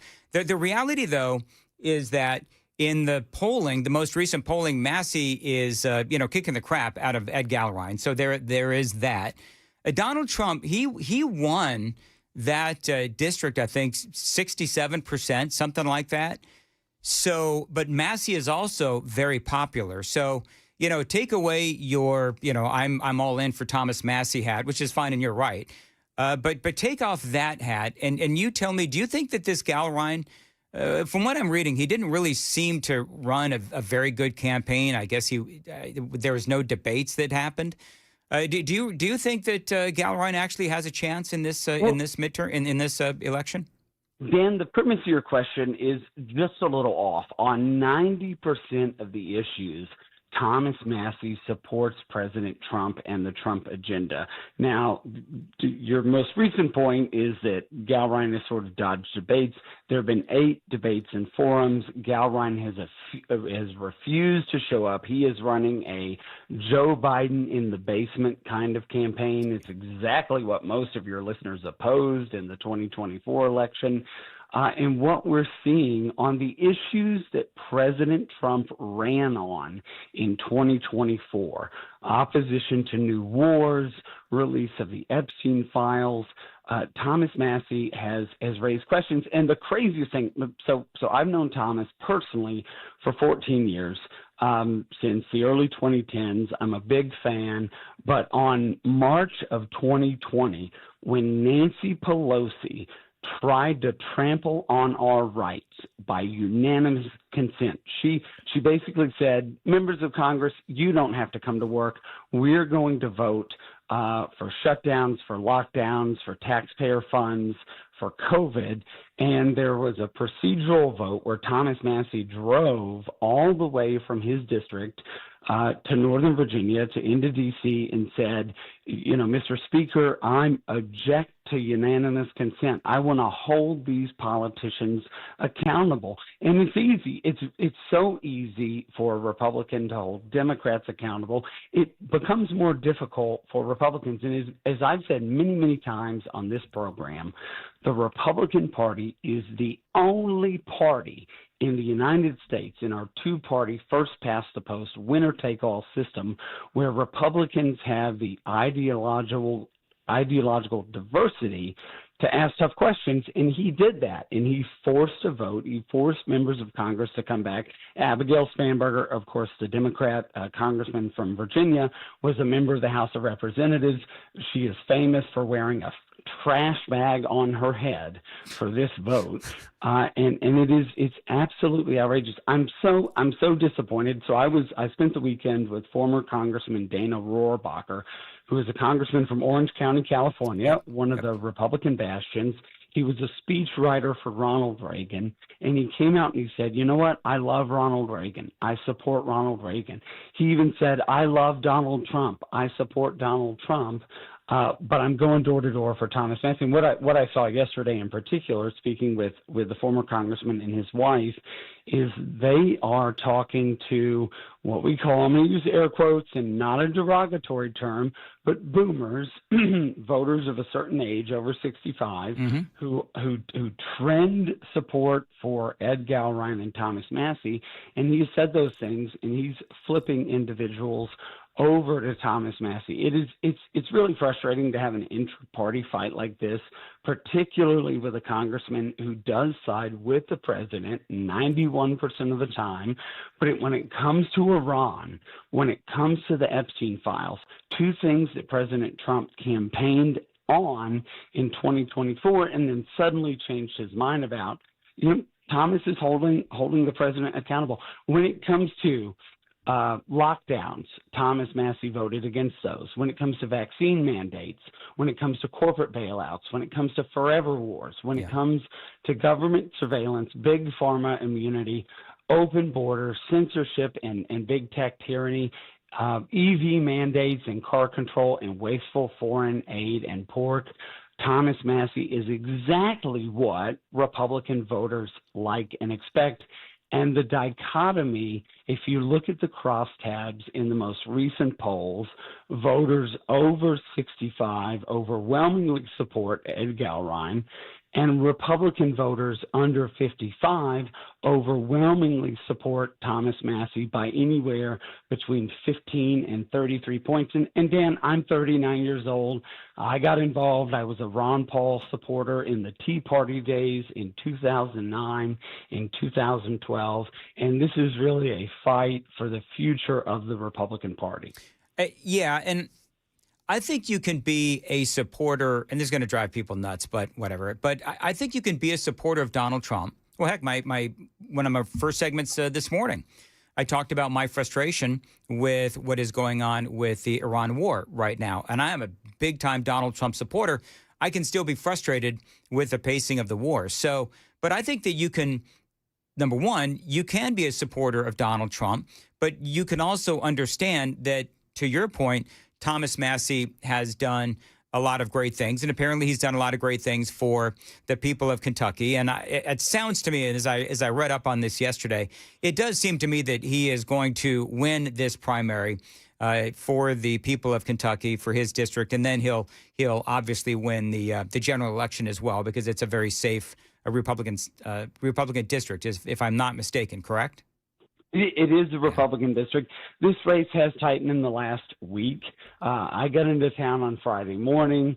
There is a local non-scandal. Basically, it was alleged that Thomas got a friend of his who he may have been in a romantic relationship with on the staff of a member of Congress from Indiana, a woman by the name of Victoria Sparks, who fled Soviet Russia to come to the States. And let me tell you, when I launched my political career in Murfreesboro back in 2006, I met a lovely woman. She was a dressmaker in Murfreesboro. She had fled Soviet Russia, and she was so skeptical of the people who hold power.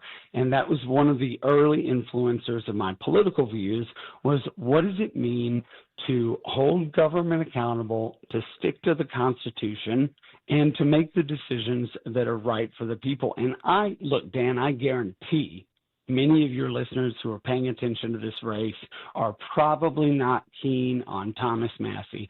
And it's because the president has sought to make this he sought to make this an example of what comes next in America First and Make America Great Again.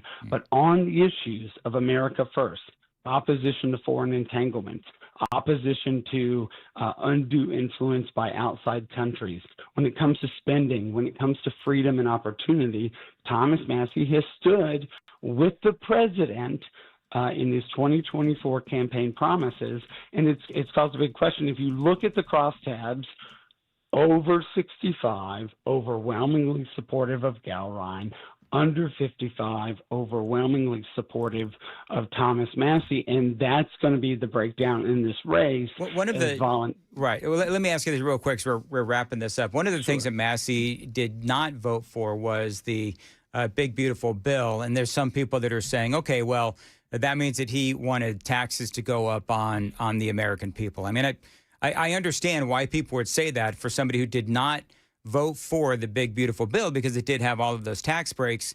But Massie, I'm assuming, said we simply can't afford it. Well, he said that we simply can't afford it. But what a lot of people don't realize is on a particular bill, let's say the big beautiful bill, there will be a number of procedural votes. Thomas weighs heavily in on those procedural votes. He wants to make something like the big beautiful bill the best bill that it can be. So when it goes through the Rules Committee, when it goes through markup, he will ask tough questions. He will oppose those. And then when it comes to the floor, quite often he'll support it. The biggest opposition to a Trump agenda item that I've heard is that Thomas Massie voted against the Save America Act, and that is fake news. He asked tough questions during the markup. He asked tough questions when it was in committee, and he voted for the bill when it was on the House floor. All right, 6:56. I don't have anything else for you, and so we'll carry this conversation forward another time. But always great to have you on, Matthew Hurt. How can people follow you on X? I'm on X at Matthew Hurt, MattheWHurtt. You know, like all good folks on the campaign trail, you're clearly losing your voice. You're absolutely right, Dan. I need some of the throat coat that you keep in the studio. It's exactly right. I'll send you some. Thank you, Matthew, and we'll talk to you again soon. It is 6:56. Jay's got the news coming up at 7 o'clock. Jay. Yes, sir, Dan. Privatizing airport security. It's somewhat controversial. We'll have a story about it. Long Island, New York commuters, you may see some relief if you're headed up there. We've got those stories coming up at 7 on Super Talk 99.7 WTN. Dan Mandis here. For my friends at DT McCall's, you know, I can look around my house and I can see a whole bunch of items from DT McCall's. There's my refrigerator down in the basement. There's my dishwasher in my kitchen. There's my washer and dryer in my utility room. Everywhere I look, there are signs of DT McCall's, because this is a great place to get furniture and appliances. Now, if you're even thinking about getting a new appliance right now, heading into the summertime, check them out online or in store. They've always got great ways to help you upgrade your dryer and elevate your laundry. Now, right now, they've got massive rebates going on and specials on washers and dryers, not to mention dishwashers at DT McCall's. Great place to save money and get terrific appliances as well. Now, just so you know, I was a customer before I was an endorser. They have as many of their items made right here in Tennessee as possible, and yes, they do support WTN. So, you should give them a shot at your business. DTMcCalls.com, and they've got 5 locations across Middle Tennessee: Carthage, Cookeville, Lebanon, Lafayette, and Franklin. When you stop by, when you log on, be sure and tell them that Dan Mandis told you to reach out. DTMcCalls.com.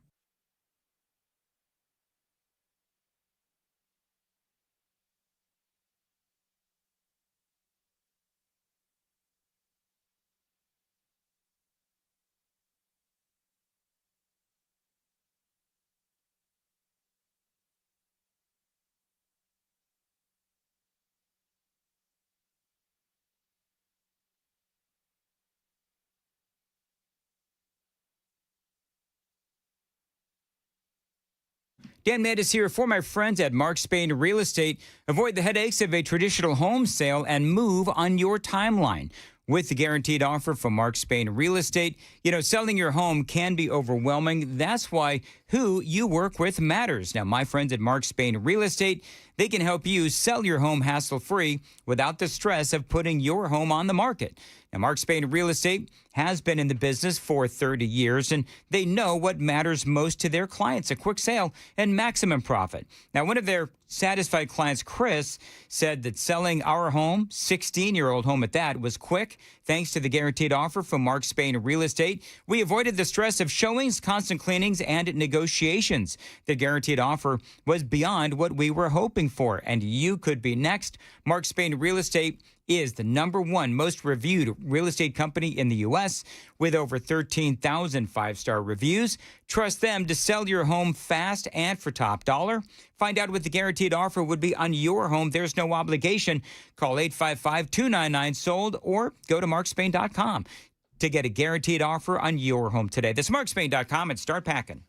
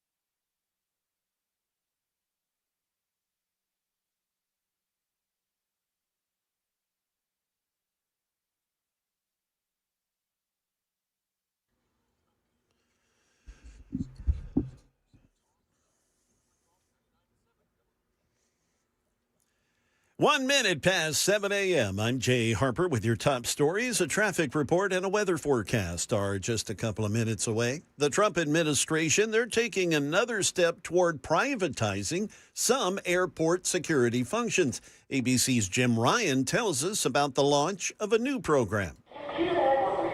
The most recent partial government shutdown created hours-long lines at airport security checkpoints. One potential solution, says TSA Deputy Administrator Ha-Win McNeil, turning the job over to someone else. Privatization has always been a part of the TSA construct. A new program called TSA Gold Plus would redirect federal funds to private security companies to operate checkpoints with oversight from the TSA, but only at airports that opt in.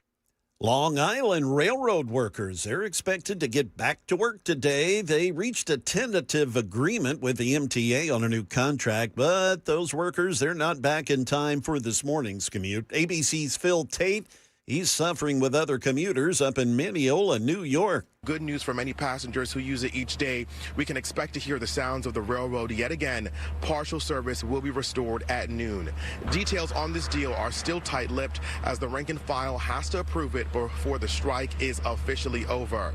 The union, representing 3,500 workers, wanted a 5% increase on the final year of their contract, as the MTA was willing to come as close to 4.5% with a number of concessions. A mega utility merger. It's being proposed, and it could affect millions of customers from Florida all the way up to Virginia, creating the world's largest regulated utility. ABC's Sophie Flay has the latest. In a $67 billion deal, Next Era Energy plans to acquire Dominion Energy. It comes as Americans pay more for electricity. Rates are up more than 7% in the last year. But they've jumped more than 12% in states like Virginia, where Dominion is headquartered.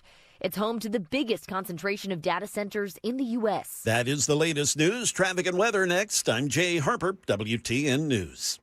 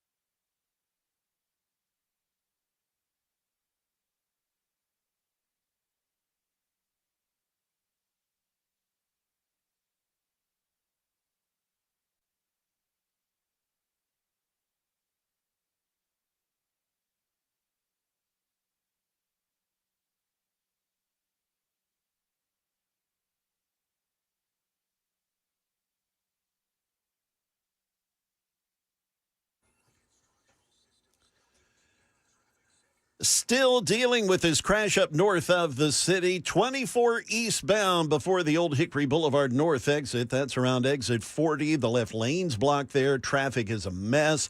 Some sort of police activity, I-840 northbound, or actually this, I guess, would be eastbound, just past Jefferson Pike. That's exit 61. It's got traffic backed up there. And we're also seeing considerable backups, more so than usual, on 65 northbound near that June Lake exit there. Of course, they've got all those stupid things that stick up in the road there that foul up traffic all the time, but apparently it's way worse than usual for some reason. We've got your traffic every 10 minutes every morning on Super Talk 99.7 WTN.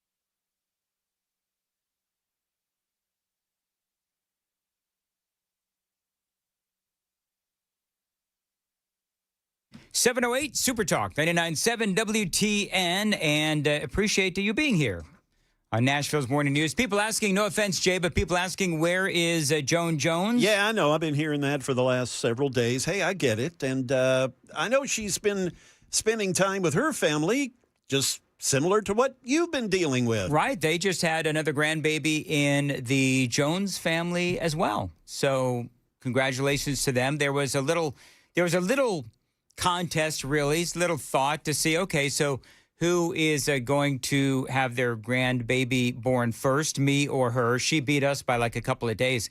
Do you know, I didn't know, and maybe this is just my own ignorance, but I didn't know my daughter was supposed to get, she was supposed to get induced, and they put it off like 2 days. I had no idea that you could put off inducing a baby. And again, maybe that's just, did you know that, Jay, that you could put off inducing a baby? They put her off like 2 days. I would guess obviously you can, because they did. Is it the Pitocin that they use? I'm trying to remember. It's been a while since my wife went through all that. Yeah. But it seems like it's the Pitocin, I believe, is the medication that they use to induce. She was supposed to get induced on Friday morning. Then they didn't do it on Friday morning because, they had people that were, going in and doing the natural thing. They naturally went into labor. So then Saturday rolls around. They put it off again. And so finally she went into labor herself on I think it was Sunday. Yeah, so she ain't waiting, right? She's like, I'm done. And so finally, I'm actually, it's so funny. I'm on the phone with her. And she and I are talking, and it was in the morning, and she's like, because I'm thinking, I don't know, how long am I going to be able to stay in Indiana? And because I had some things that I had to do to help them along as they were at the hospital and so forth. And basically as long as it took. And as we're on the phone, Jay, she got hit with a massive contraction. Yeah, that was it. Yeah. And it's like, Dad, I think she's like, I thought I was just cramping, but I think this is a contraction. So they went to the hospital and everything, not going to belabor the point. There were some complications, which is why I had to stay for, a little bit longer than I meant to. Everybody's fine. Yeah, good. Lincoln Gray. Yeah, that's 8 pounds, 11 ounces. Lincoln Gray. Big boy. That's right. Do you want to, hey, Sam, should I go ahead and give my joke now about Lincoln, or should I do it when Chris gets here? So I ran it by Matthew Hurt. Just so about you're aware. The joke that I want to tell? Okay. And his lack of acknowledgement should tell you something. Okay. Because he pointed out a biological fact. But go ahead. What was the biological fact? It's not, at that age, it's not solid enough. Okay. So... don't let details get in the way of a bad joke or facts get in the way of a bad joke. Yeah, I mean, you never have before, Dan. So shut up, Jay. Okay. Who asked you? So, all right, real quick, then I'm going to get down to business. Lincoln, and I'm in the room, Lincoln has his first little baby poop, right? Now, for a little one, it was pretty big. I mean, there's a lot there, whatever. So I, of course, come up with, hey, look, Lincoln Logs. Lincoln Logs. Right? So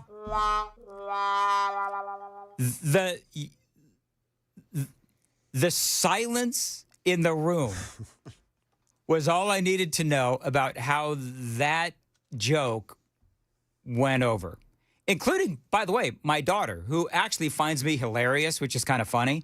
She was like, "Yeah, no, Dad, that was not a mixed company joke," and the nurses sort of like grimaced a little bit and moved on, and it was just, I don't know. Well, the nurses were aware that the foundational structure of the log in question would not be formidable enough to. Whatever. Again. It was smooshy. You know what? Have you come up with the Daily Dan poll yet? I did. Because I had one help thing from for you. Well, I'm busy in here. Where I'm asking people, you know what? So I feel like I'm getting off on the wrong foot as I'm back here after a couple of days away because people are mad at me about the conversation I had with Matthew Hurd about Thomas Massey. A lot of people don't like Thomas Massey. I get that. Matthew is working on his campaign. And he and I talked about that, and I forget why everybody else is. There's another thing that I mentioned that people are mad at me about. I don't remember what it is. ChudtheBuilder. Oh, ChudtheBuilder. That's exactly right. And I forgot what are people mad at me about with Chud? Just they're getting fixated on the whole. He's a racist turd, essentially. Yeah. And not the underlying implications of the First and Second Amendment. Right. All right. Whatever. So we can move on from there because I'm not. ChudtheBuilder, you know, it's a local story that's getting a lot of national attention. Talk about ChudtheBuilder for 3 hours or babysit your newborn grandson for a weekend and change all those Lincoln Logs. Listen, I'll change Lincoln Logs any day of the week because, you know what? I just love being around the grandkids. And I loved seeing, I love seeing the whole family out there. And I think I'm going to go back again this weekend. Anyway, what is the Daily Dan poll, real quick? Should Trump hurry it up with Iran? Okay. That's just where I got. Is that what you got? Yeah. You really need more direction than I gave you this morning. I mean, there was not a specific. You said, "Well, make that a Daily Dan poll," and I went, "I'm waiting." All right, whatever. All right, real quick, 7:15. Time to check the roads on WTN.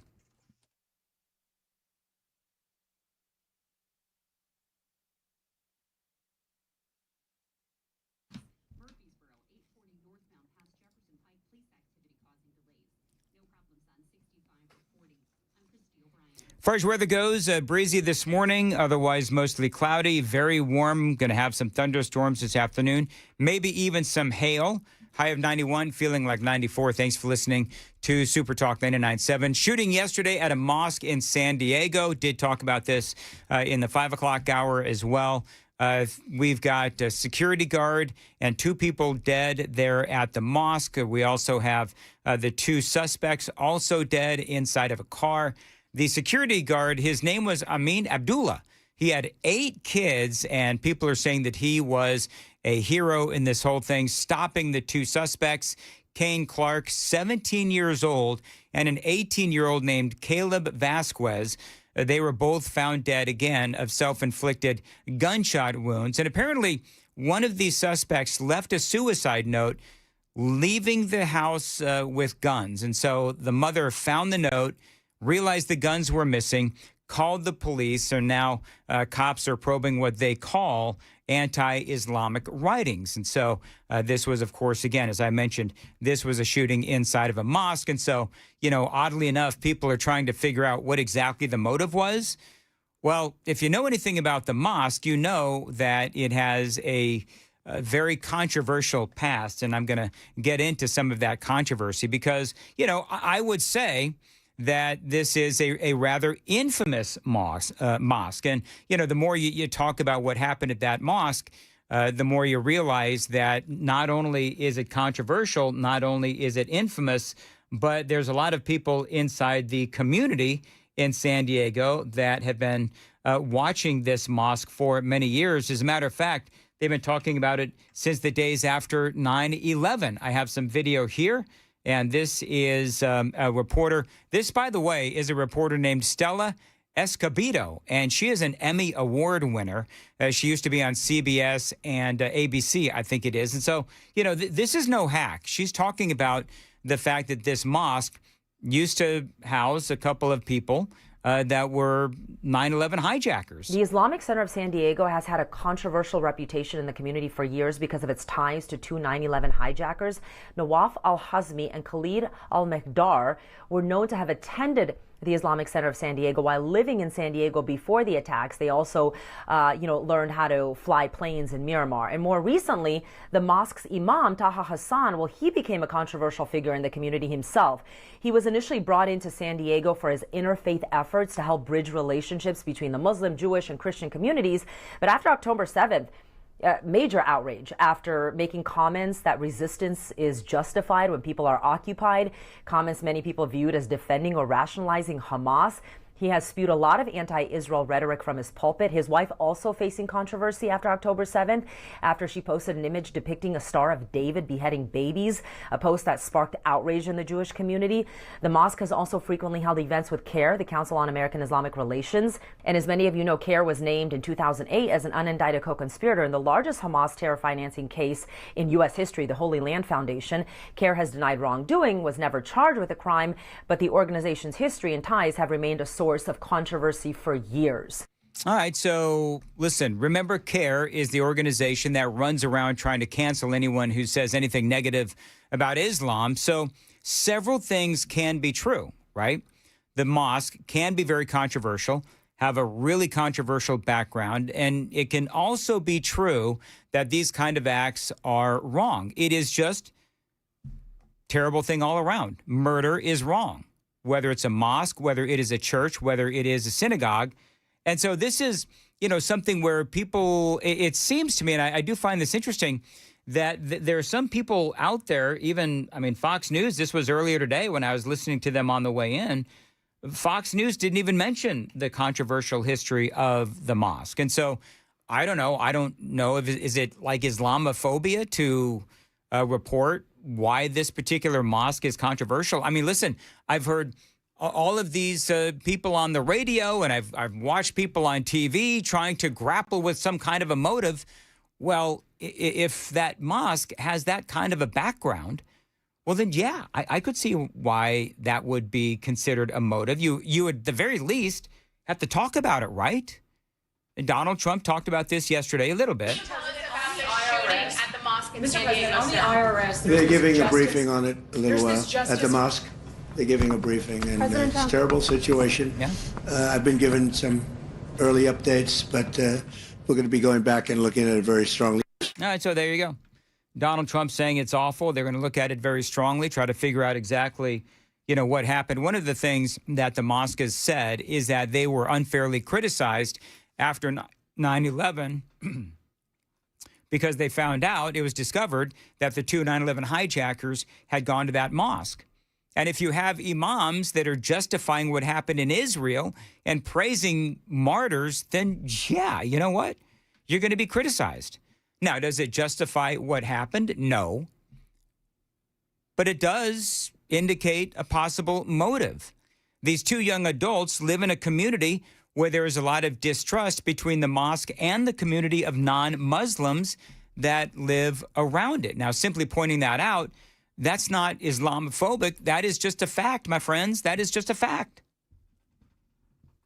None of this does justify the violence. But, be aware, just note that you're going to see a lot about the rise of anti-Islam hate crime and so forth, and anti-Islamic threats. The New York Times actually pointed that out in their headline. But, I would make mention that, when a lot of that started, after October 7th of 2023, when Hamas went into Israel and they slaughtered 1,200 people.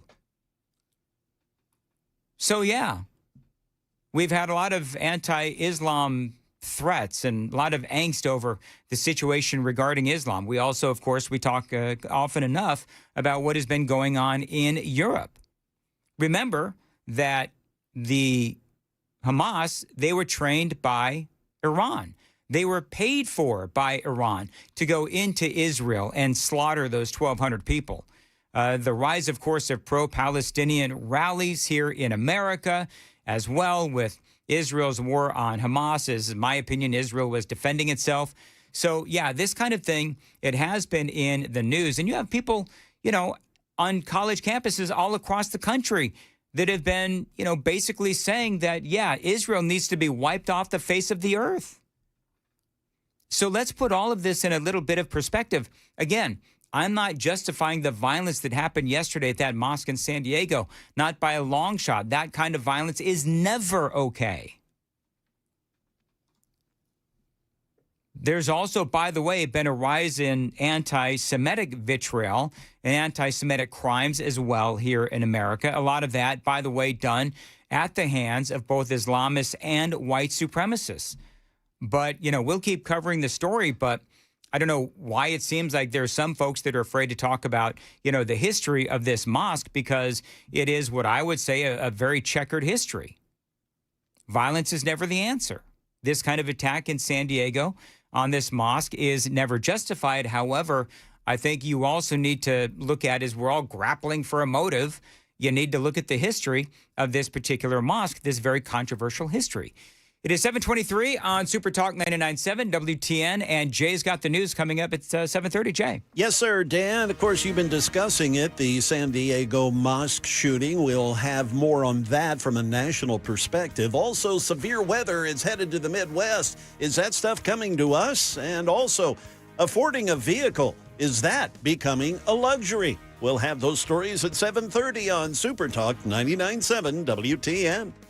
Hey, it's Dan Mandis. You know that I was talking to a guy the other day about the low T center, and he said that he's actually embarrassed to find out his low T score. Now, I would be embarrassed not to be perfectly candid. Look, if you're not the guy that you used to be, don't just give up. You've still got living to do. You don't have to tolerate the constant fatigue, the low energy, the lacking of drive or competitive edge. The low T center, they can help you, and they have helped countless men across America and Tennessee get their lives back through high-quality testosterone therapy. Low T Center set the standard that other clinics are still trying to measure up to. Now, they've got the highest quality testosterone on the market. It is pharmaceutical grade, and it is going to make you feel great. There's no shame in simply checking them out for yourself. They've got a variety of peptides to help you with muscle tone, recovery, sleep, weight loss, and a whole lot more, because you're worth it. Check out lowtcenter.com right now. You can choose self-pay or insurance, and you have your treatment shipped right to your door. Check them out online. Again, lowtcenter.com. Book your appointment today. Tell them Dan told you to reach out. lowtcenter.com.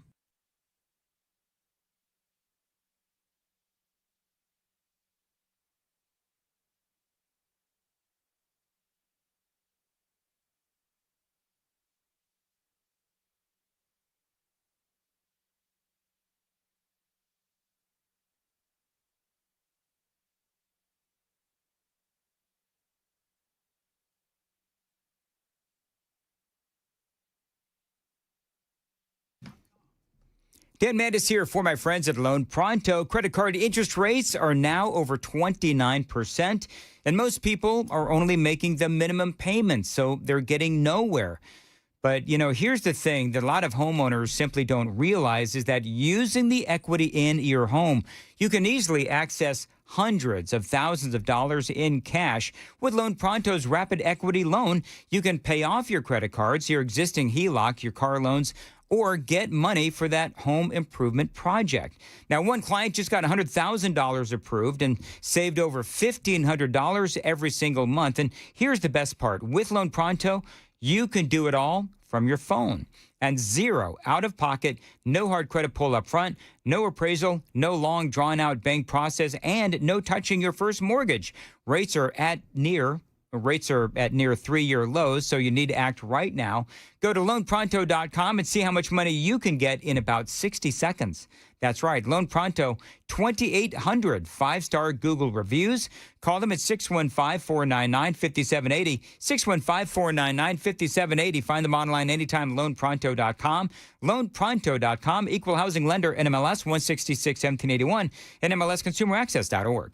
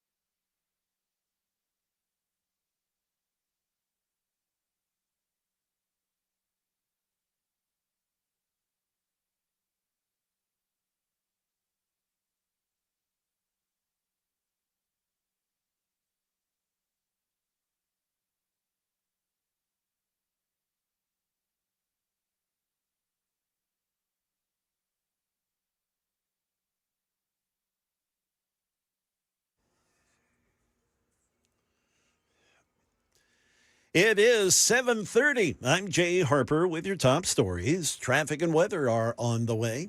3 adult men, one of whom was a security guard, were killed in a shooting at the Islamic Center of San Diego yesterday. The security guard appeared to, according to police, play a pivotal role in keeping the shooting from being much worse. Police also said that the victims that were found, they were found out in front of the center. ABC's Trevor Alt, he's in San Diego. He's got the latest. Armed teenagers opening fire, killing 3 people, among them the mosque security guard. SWAT teams racing to the scene just before noon Monday. Students inside as young as kindergartners walked out holding hands through a maze of officers with guns drawn. I went inside the closet with my whole class. We heard like 12 or like 16 gunshots. Panicked parents lining the streets, thankfully learning every student was okay. We now turn to weather. Parts of the Midwest hit hard by days of severe weather will finally get a chance to clean up. About 50 million people in America's heartland were in the storm zone last night, bracing for more destructive storms and tornadoes. ABC's chief meteorologist Ginger Z, she reports. Behind me is a dome of twisted metal that was the top of a towering silo here on this farm that now the contents are exploded all over the ground. Behind it, there is the remnants of what was a barn wrecked by the severe line of storms, the tree shredded by this storm that has embedded tornado warnings. And of course, there were severe storms anywhere from Oklahoma all the way to Michigan. And of course, we'll have apparently some potential for some fairly severe weather in our forecast. Stand by. We'll have that forecast for you here in a minute. Car ownership. It's becoming more and more of a dream instead of a reality for a lot of people. Here's ABC's Sherry Preston. More Americans say owning a car is a luxury they just cannot afford. A new study by LendingTree finds nearly 4 in 10 Americans, 39%, are being priced out of car ownership. The problem is the rising cost of cars. New cars average just under $50,000 in the sticker price. Car insurance costs have surged 37% in the past 5 years, and that doesn't even take into account the price of gas. That is the latest news. If you're sitting in that expensive car, we've got the traffic waiting on you here. We've also got weather coming up. I'm Jay Harper, WTN News. Dan Mendes here for my friends at Stoltz Co. Now, let me tell you something. This is a great Tennessee company. They do continue to grow and expand. Now, you know at Stoltz Co. they do build pole barns, and that these pole barns can serve as a garage, an event space, an equestrian building, even barn dominiums. Yes, you can live in these pole barns from Stoltz Co. And these days when you go through Stoltz Co. for your barn dominium, they are new and improved. Now, they're offering you turnkey options. Now, what does that mean? Turnkey option. Well, it means that Stoltz Co. is going to handle the design, the construction, and the amazing finishing touches. You turn the key and you are home, courtesy of Stoltz Co. And right now they also offer storm shelters to keep you and your family safe. Now, your new pole barn from Stoltz Co., it can be used for anything. So if you've got some land that needs a building for whatever you want, call my friends at Stoltz Co. Tell them Dan Mendes told you to reach out. 615-622-5992. 615-622-5992. You can also find them on Instagram and Facebook to see examples of their incredible work around Middle Tennessee. STOLTZCO, StoltzCo.com.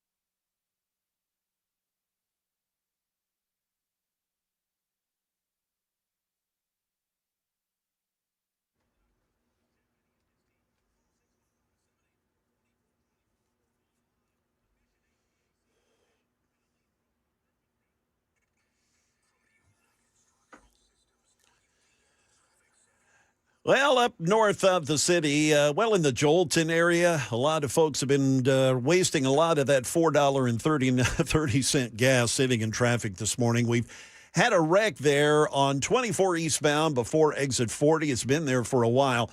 And reports are now we've got another wreck behind that one as folks have been sitting in all that congestion. So goodness, be careful. Also, another crash that's blocking the intersection. Dr. M.L. King Jr. Boulevard at 4th Avenue North and near Lipscomb University. A wreck reported now. Granny White Pike at Maplehurst Avenue. We've got your traffic every 10 minutes every morning on Super Talk 99.7 WTN.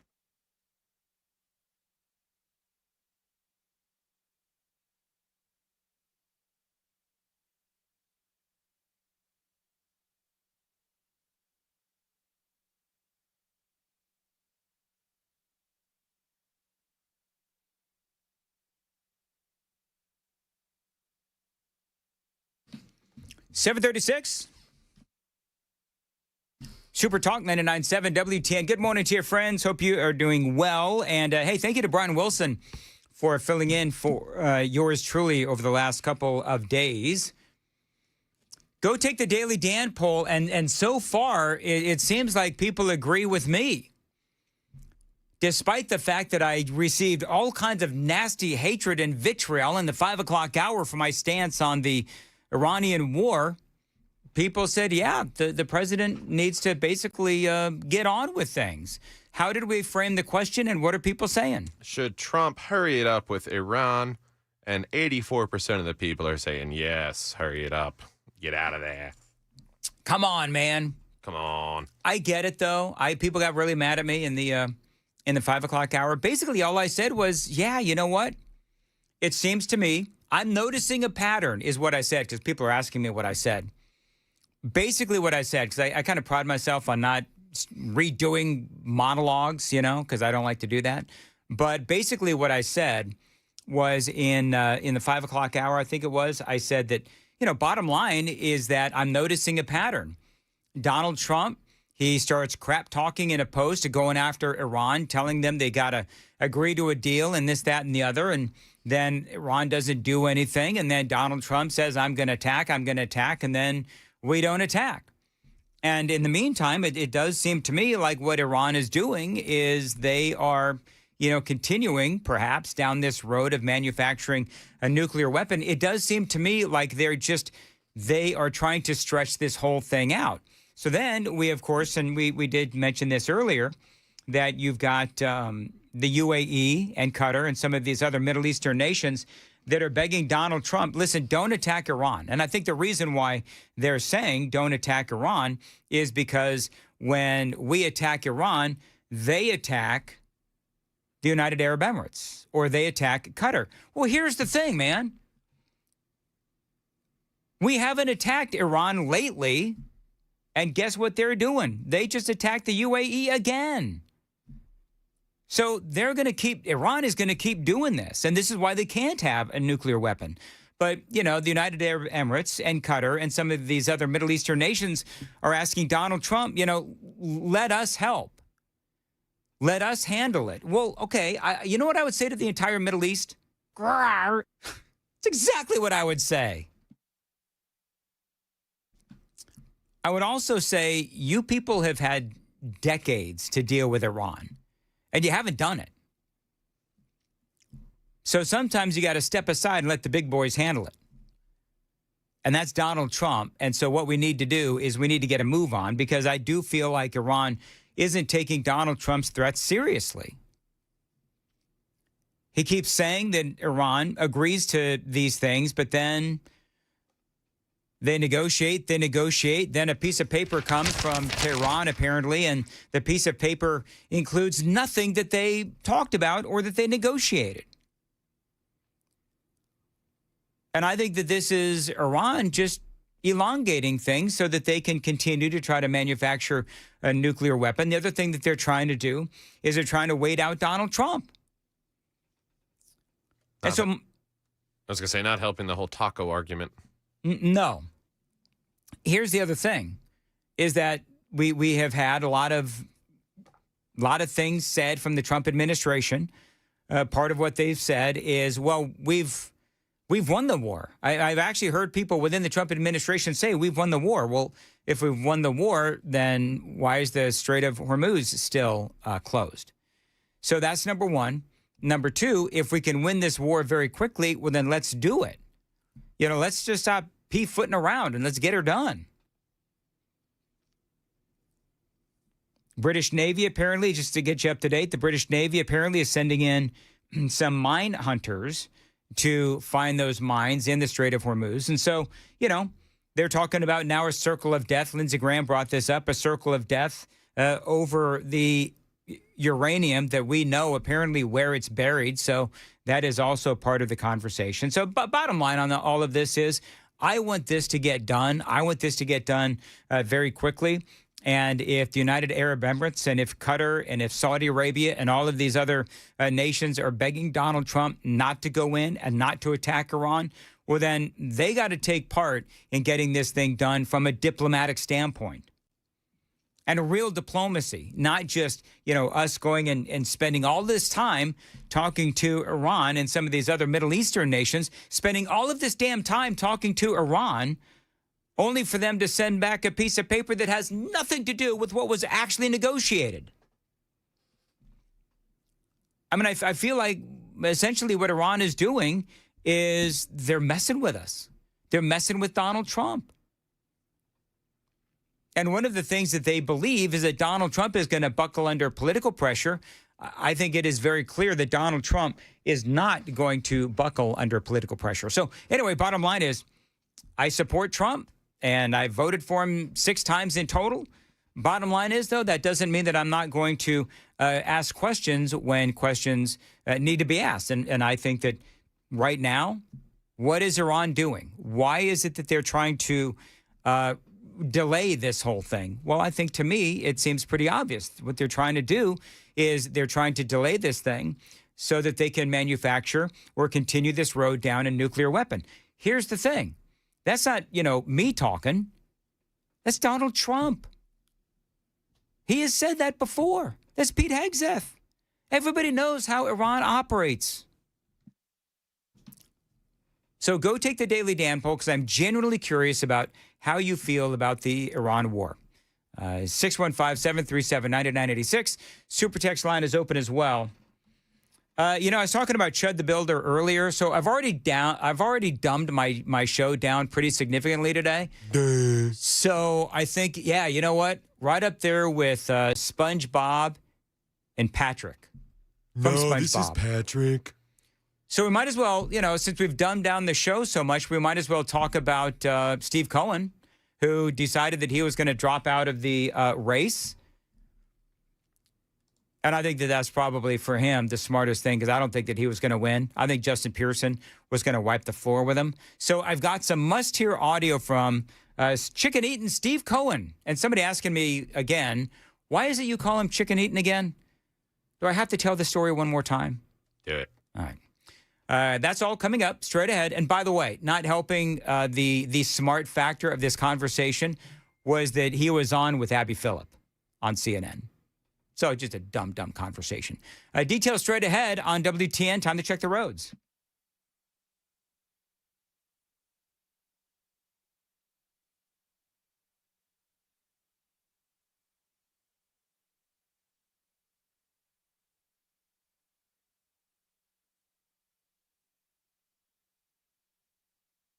As far as your weather goes, it's going to be a nice day overall. We do have some storms coming in. Breezy this morning. Otherwise, mostly cloudy, very warm with a thunderstorm this afternoon. A high of 91, feeling like 94. All right, so chicken-eating Steve Cohen. We'll get into why I call him chicken-eating here in a minute. But he was on with Abby Phillip, and they, of course, are talking about the redistricting in... You know what this is? This is gaslighting. Steve Cohen is gaslighting the American people and the people of Tennessee. Listen to this. But what do you think is motivating it? Well, I think it's a combination of wanting to deliver for Donald Trump, who wants another Republican congressperson so he can avoid what he thinks would be an impeachment possibility. But it's also oversight Judiciary Committee and the Oversight Committee. He wants to avoid that. Right. He's committed so many crimes while he's been in office. It's a field day for the Democrats if they get the majority to oversee his activities and expose them to the American public. So that is Steve Cohen, and of course, talking about impeachment, talking about throwing Donald Trump in handcuffs. I mean, nothing new there. But he starts off with the flamethrowing and doesn't actually address the question about the Supreme Court, about its decision to rule that race-based gerrymandering is unconstitutional. And the states all across the country, including blue states, have been doing this for years. But then Steve Cohen goes down a very familiar road. Amalgam clause violations, selling of pardons, crypto involvement where he's made billions of dollars out of crypto. And he didn't want that to happen. On the other hand, so it was power for Trump, but at the same time, they wanted to crack Memphis. And there's quite a few people in the Republican side and in this General Assembly who don't like Memphis. So I want to make sure you just heard chicken-eating Steve Cohen when he says, oh, there's people in the state legislature that don't like Memphis. Really? So my question would be this. If people like Senate Majority Leader Jack Johnson didn't like Memphis, if House Speaker Cameron Sexton did not like Memphis, why would they try to save Memphis, knowing full well that they would be called racist in the process? You think Abby Phillip asked him that question? You think Steve Cohen would come on this radio program or this radio station and answer that question? No, he wouldn't. I was going to say, we don't have the Colonel Special recipe to make that happen. You know what? Maybe you know what I need to do? Maybe I can, DoorDash? Maybe I can DoorDash him some Kentucky Fried Chicken and, leave him a note inside saying, hey, would you come on my radio program? Do you think he would? No? I don't think it would work. No. Here's more. And they think of it as a black city, and they don't like a black city. And they've taken over our health department, our education department. They've taken that over. They've put certain limitations on the district attorney general, who's not black, but they call him a Soros attorney general. They put certain limitations on our police director, who is black. And I think it's kind of colonizing Memphis. Colonizing Memphis is what they're now calling gerrymandering. So this is the difference between being an actual journalist and a hack. Abby Phillip won't ask the obvious question. Okay, so let's play the game. Why did the state take over Memphis and their education? It's because the scores were terrible. The schools were not serving the families of those kids or the children, obviously, because they were not getting a proper education. It is really that simple.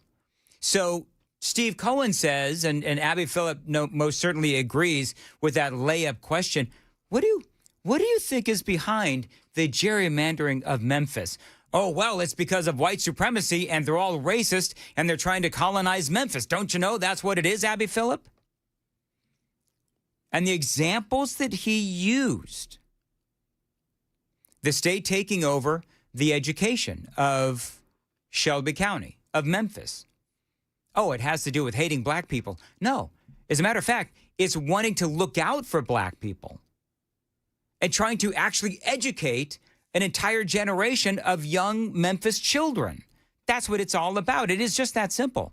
So I love how the Democrats will accuse Republicans of being racists when the reality is Republicans are trying to save these kids, many of whom are black. You know how bad the illiteracy rate is in Memphis? 75% of their kids could not read, could not do math. 75%. I don't think I asked you. 75% that were illiterate. Did that come up in this conversation? No. You've had corruption of the school board, mismanaging of funds, millions in waste, fraud, and abuse as well. How many times have we spoken to Scott Sapicki about this? He knows. You know, because you listen to Nashville's Morning News. And so is it because the Republicans, the white Republicans, want to colonize Memphis, or is it because we want to help Memphis? Is it because we hate Memphis because it's a black city, as Steve Cohen said? Or is it because we want to fix Memphis? It's so ridiculous. You know what the comptroller said? Tennessee comptroller Jason Mumpower said? He called it a culture of apathy and carelessness with no expectation of doing things right at any level, including the Board of Education. Savage. You know, it would be easier to write off, and here's the thing, because this is true. It would be easier to write off the kids of Memphis, wouldn't it?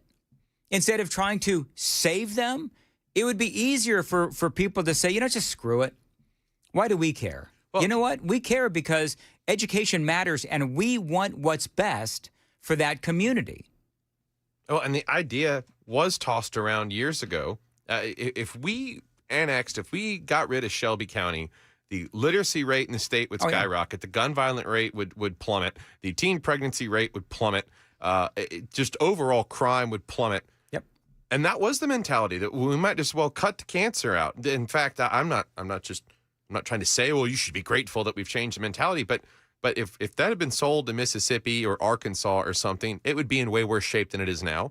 And we probably would not have had a federal task force come in to clean the streets up and straighten things out. So really, I'm glad as a Tennessean that the mentality and perspective has changed to let's make Memphis great again. Let's make it a place where if you are native to Nashville, you're fed up with all the yuppie girls on Broadway, you take your weekend to Memphis, where it's going to be more low-key, where it's going to be calmer and more polite now that it's been cleaned up.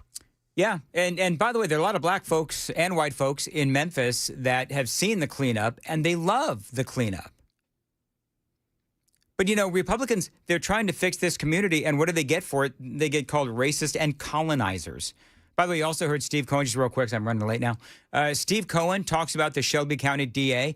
We've spoken about him many times, about how Republicans call him a Soros attorney general. Do you know why? Because, you heard Steve Cohen say, well, the Republicans call him a Soros AG. Well, the reason why is because Soros and connected groups gave Steve Mulroy over $900,000 in political contributions for the DA of Shelby County. Almost $1 million in political contributions. And, of course, he is soft on crime to the point where criminals with horrible records have been roaming the streets after committing crimes because he wouldn't charge them or prosecute them. And as I said, thank God for the state legislature who want to save lives, and thank God for Donald Trump. Everybody teaming together to save lives in the streets of Memphis and stop that crime. Thank God for the state legislature for doing what they can to help save the children of Memphis. And again, for that, they get called colonizers and racists. Democrats ought to be ashamed of themselves, but they have no shame. 7:54, and Jay Harper has the news coming up at 8. Jay. Yes, sir, Dan. More on that San Diego Mosque shooting and privatizing airport security. It's a bit controversial. We'll have a story to ferret that out, and we'll also have this morning's money news. That comes up at 8 on Super Talk 99.7 WTN. Hey, it's Dan Mandis for my friends at USS United Structural Systems. Listen, you've heard the phrase, right? Time is money. Well, that is especially true when it comes to home repairs, as in the more time that it takes for you to fix something, the more money it could take to eventually fix it. That's right. Things do get worse over time, especially when it comes to things like foundation repair, concrete leveling, maybe some waterproofing. Oftentimes, time is of the essence. Now, USS knows that, which is why they want to give you some options like this. Fix it now, pay it later. That's right. I'm going to repeat that because that is huge. Fix it now, pay it later. You can't sit around and wait for the economy to get better before fixing and maintaining your home, because these issues get worse over time, and that means it could cost you more money to fix. Now, that's why USS is offering 24 months no interest financing options, because they know the perils of waiting. So again, 24 months no interest financing options. They want to help you. Call them at 615-488-7855. You get the peace of mind you need now, and the payments come later. 615-488-7855. Find them online anytime, USSTN.com. As always, tell them Dan Mandis told you to reach out.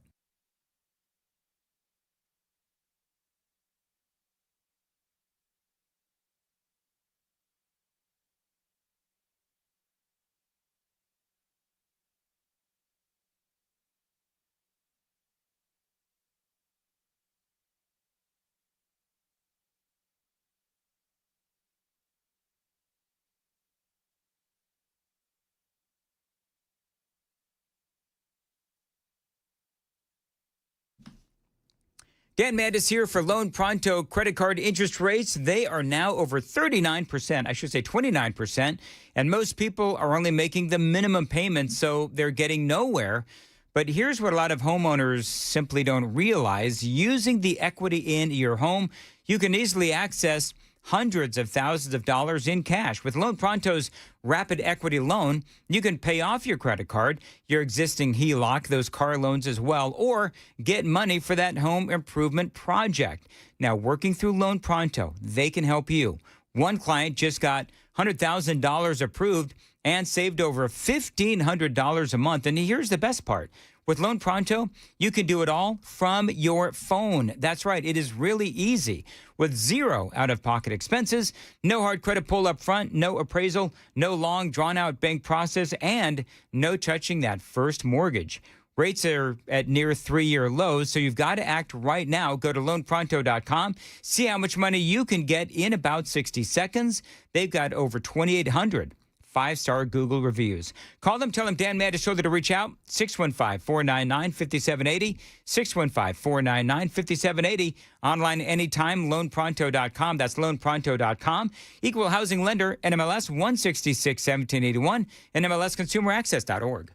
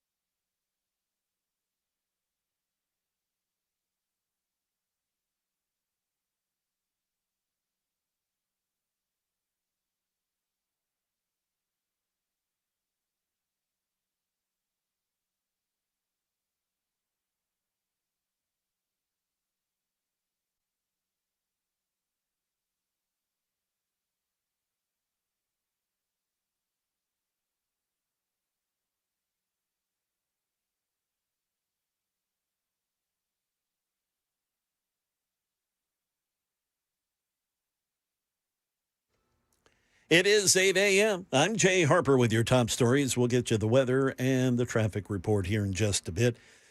3 adult men, one of whom was a security guard, were all killed in a shooting at the Islamic Center of San Diego yesterday. The security guard appeared to play a pivotal role in keeping the shooting from being much worse, according to police. ABC's Trevor Alt, he's in San Diego. A post by the center identifying that security guard as Amin Abdullah. Police say his heroic actions likely saved lives. Sam Hamada's son was there at the school. He says Abdullah would have done anything to help the people inside. He just had that kind of heart, and he always really cared. Authorities say the attack was carried out by a 17-year-old and an 18-year-old. They opened fire at a landscaper, then down the street, who survived. The suspects then died in their vehicle from self-inflicted gunshot wounds. Sources say they had anti-Islamic writings with them. The Trump administration, they're taking another step toward privatizing some airport security functions. ABC's Jim Ryan tells us about the launch of a new program. The most recent partial government shutdown created hours-long lines at airport security checkpoints. One potential solution, says TSA Deputy Administrator Ha-Win McNeil, turning the job over to someone else. Privatization has always been a part of the TSA construct. A new program called TSA Gold Plus would redirect federal funds to private security companies to operate checkpoints with oversight from the TSA, but only at airports that opt in. We also have this morning's money news, and for that, we once again turn to Jim Ryan. A week after soaring to new records, the Nasdaq and S&P have suffered back-to-back daily losses at the hands of falling tech shares. Those two averages fell Monday, while the Dow Jones gained 156 points to close at 49,686. Memorial Day 2026 might be memorable for the historic gas prices you'll be paying. GasBuddy puts the national average at $4.50 a gallon. The average in California is $6.11. That porch swing you just bought from Costco, you'll want to check the model number. More than 18,000 Agio Menlo woven patio swings have been recalled. At least 8 people have been hurt when the seat separated from the frame. And some American fans will actually be cheering if Team USA gets a penalty during the upcoming World Cup. FIFA partner Domino's will give away up to $1 million worth of pizzas to customers who pre-registered if a Team USA player gets a red card. That is the latest news. Weather and traffic are up next. I'm Jay Harper, WTN News.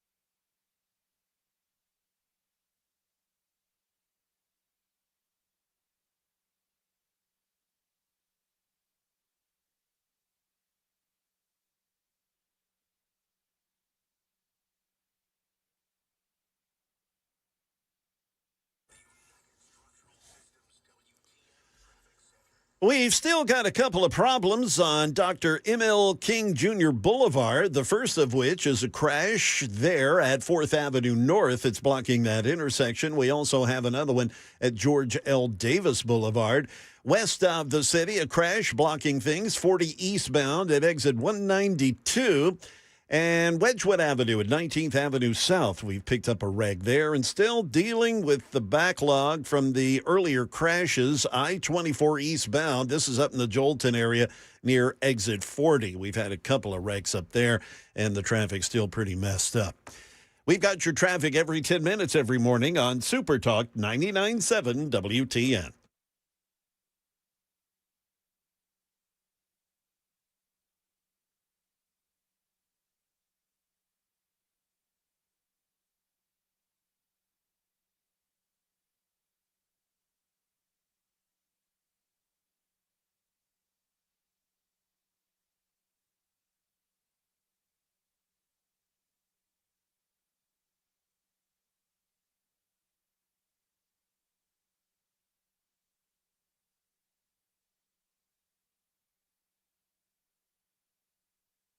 .806, Nashville's Morning News on Super Talk 99.7 WTN. Good morning to you, and hope you are doing well.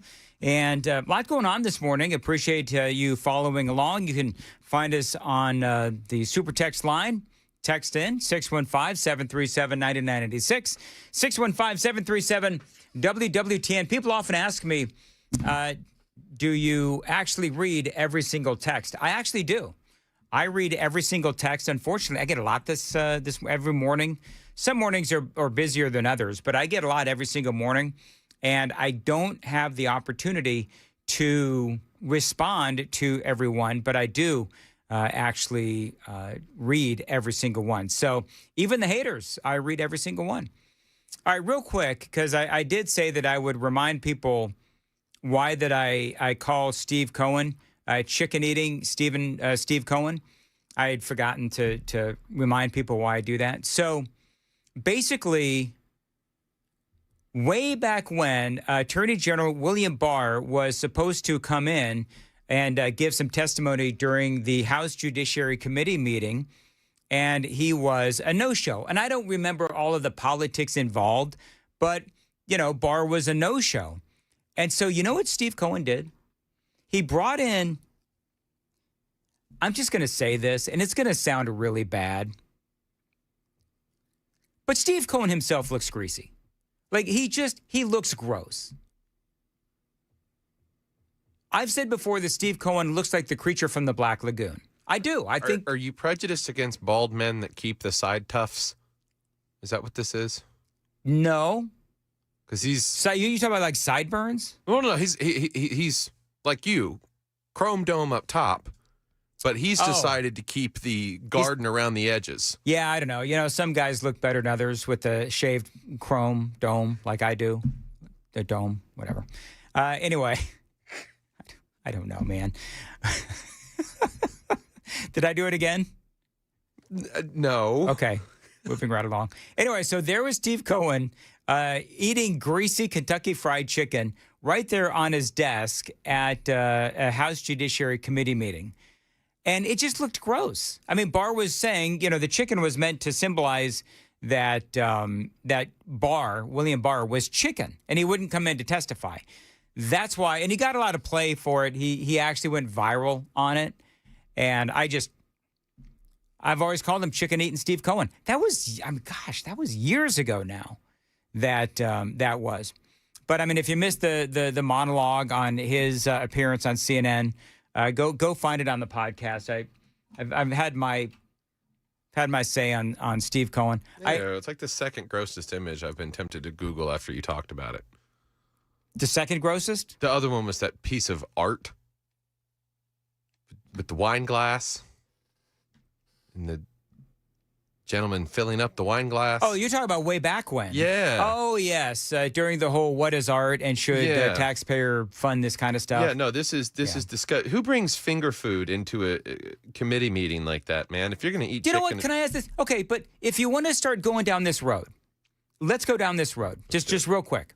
So we've all spoken about the performative nature of the Democrats, right? That's true. So you had chicken eating Steve Cohen doing that years ago, which he's now forever known for. I'm sure he's proud. But then you've got Justin Pearson, and all of his antics and shenanigans. There was video, and I forget who it was, and I didn't know this was going to come up, but over the weekend, the last couple of days, there's been video of Justin Pearson. Clay Travis actually tweeted this out or posted it on X, where do you remember Justin Pearson got into the grill? Again, Justin Pearson is a man who likes to be really close to other men. Have you noticed that? Yeah. Like Justin Pearson, he likes to get in the personal space of other men. I don't know why that is. He likes to put his face up against other people's faces. So it was a year ago, 2 years ago, maybe, I don't know, but in a state meeting, whatever it was, Pearson got right into the grill. I forget who it was. There was a state lawmaker who was sitting down. I covered it extensively at the time, but I don't remember who the lawmaker was. But the lawmaker is sitting, and Pearson is just getting into his grill. And it's an older clip, and Clay tweeted it out, which is fine. But I retweeted it if you haven't seen it. But I retweeted it, and I said, like those of us here in Nashville, like Clay, but we've been covering his antics for years. Yeah, Andrew Farmer, Sevierville, during a gun control hearing, charged toward him and had to be restrained after a heated exchange. Okay.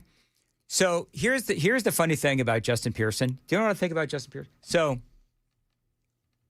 one of the things that I've noticed about old Justin Pearson is that he likes to get up in people's faces and he wants to be restrained.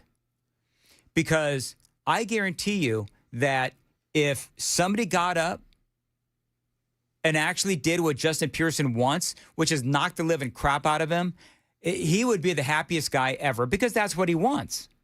And so good for, the lawmaker from Sevierville. What's his name? Andrew Farmer. Andrew Farmer. Good for Andrew Farmer for just, being the adult in the room as the other adults in the room got Pearson and moved him out of Farmer's face. But that is what Justin Pearson does. That's what he does all day long, is he likes to get into the faces of other people, call them racist and all that other kind of stuff. So we're talking about the performative nature of Democrats. You had Justin Jones with his air horn. Of course, we all know that he does that. Rebel flag. Burning the flag. Let's not forget that he carried the little child casket into the state house. Remember that from Justin? I think that was Justin Jones that did that. You had the woman who was standing atop the desk. Charlene Oliver. And so it's just all of this ridiculousness this is why we can't take them seriously. Can you name one conservative or Republican politician? No. Exactly. No, I can't. Can I name one conservative Republican or politician that has done that kind of stupidity? No. You know why? Because we win on ideas. Yeah. They don't win on ideas, so they've got to try to win on the performative nature of their behavior, and they end up just looking like fools. Bill de Blasio, remember? You're telling me if I get this shot, I can have this burger and these fries during COVID? Oh, yeah. It's all performative to get what they want. It is all performative. That is what they do because, again, they lose on the ideas. And so they have to try to win on the name calling and the props, like, hey, you know what? Let's go get a little kid casket and carry it through. He had to go someplace to get that thing. Justin Jones. Right. And by the way, in case you don't remember, that was when they were again debating, gun control. And by the way, all of the Democrats I don't know about all, but many of the Democrats in the state legislature voted against fortifying schools, against school shootings. Why? Because they said, it didn't go far enough. Because they want to basically ban guns. Oh, they think that having an armed officer on campus is somehow going to cause more problems. They were against armed officers, SROs. They were against arming teachers. They were against fortifying the schools. They were against, solidifying the programs to keep schools safe. They voted against those ideas. Who in the age of school shootings votes against those things? Democrats. Why? Because they wanted to bring a little kid casket into the state legislature. Because they wanted to get all their little minions riled up. And that is exactly what they did. So whether we're talking about the two Justins, Gloria Johnson, Charlene Oliver, Steve Cohen, it's all performative because they lose on the ideas. Conservatives don't need to do that. Now, we could be wrong. Jay, can you name a conservative that is act the fool like that? Oh, with all the antics? No, nobody. Yeah, with all the antics? Yeah, No. nobody immediately comes to mind, no. All you haters on the super text line, can you name one? Because maybe, I mean, look, I could be mistaken. There may have been one. Now, we say all this, yet our president is the one that shows up at a dump truck and goes to McDonald's and flips some burgers and cooks some fries. But you're right. It's not the same thing. Well, it is in a specifically with McDonald's, right? That's a jab at your opponent who claimed to have worked there but never did. Yeah, I mean that Kamala Harris. Remember that whole thing?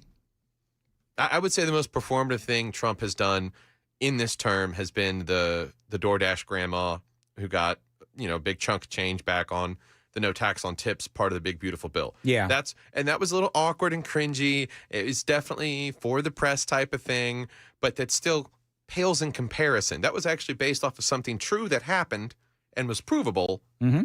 Not, I mean, by the way, I've had the picture of Cohen next to you on the stream eating the chicken. Oh, nice. Okay, good. Very good. Let's see here. Larry says, yeah, plus, Dan, Cohen was talking with his mouth full of chicken. How awkward would it have been if he'd choked on a bone in the middle of that, trying to make a point? Like someone's got to come give him the Heimlich. Oh, because I said choked on a bone. No, I get it. It is 8:16 on Super Talk 99.7 WTN. I was trying to think of, should I say what I'm going to say in response to you? I'm not going to. It would get me in trouble. It is 8:16. Time to check the roads on WTN.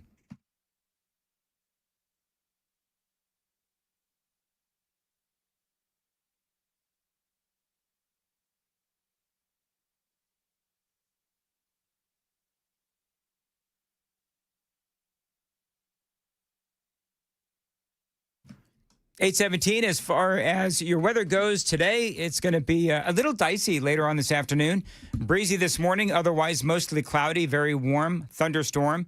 High of 91, going to feel like 94. Appreciate you listening to Super Talk 99.7 WTN. Let's see here. Yeah. There's a lot of people out there that are like, I would dare Justin Pearson to get into my face like that. That's what he does. That is that like an intimidation tactic? Yeah, is that what it is? My analysis of it was, when you can't, as you've pointed out, when you can't win on ideas, right? You can't battle things out on what we call the marketplace of ideas and win that way. You've got to use other intimidating factors. He's a tall individual, and so because he can't, use his brain power to make points. Mm-hmm. He's got to physically intimidate people in order to feel some sense of superiority and dominance. Because the IQ be on the low ends. It's a very low IQ individual. It's the armchair PD. We call him the armchair PD on the super text line. I love people's comments today. Listen, even when y'all are mad at me for whatever reason, I still enjoy the texts. Armchair PD. Trump driving that dump truck was indeed performative. Yeah, no, I get it. It was. But it was performative in that it was making a point. And it was, as we've been talking about, I forget what was the reason why Trump did the garbage truck? Do you remember, Jay? Why did Trump drive the garbage truck? I don't recall, but it was an answer to something. I don't recall. Yeah. Yeah, it was an answer to something. I don't remember. Oh, it was a direct response to Biden calling his supporters garbage. That's right. So if you're going to call my supporters garbage, well, I guess I'm the garbage man. Yeah, I think he did that in Michigan, didn't he? Was Wisconsin. It was Wisconsin. It was up there in the snow belt somewhere. All right, here's what we're going to do. I've got a really quick interview that I want to do coming back from this break. So I'm going to take a quick commercial break. Then we're going to come back with, hold on.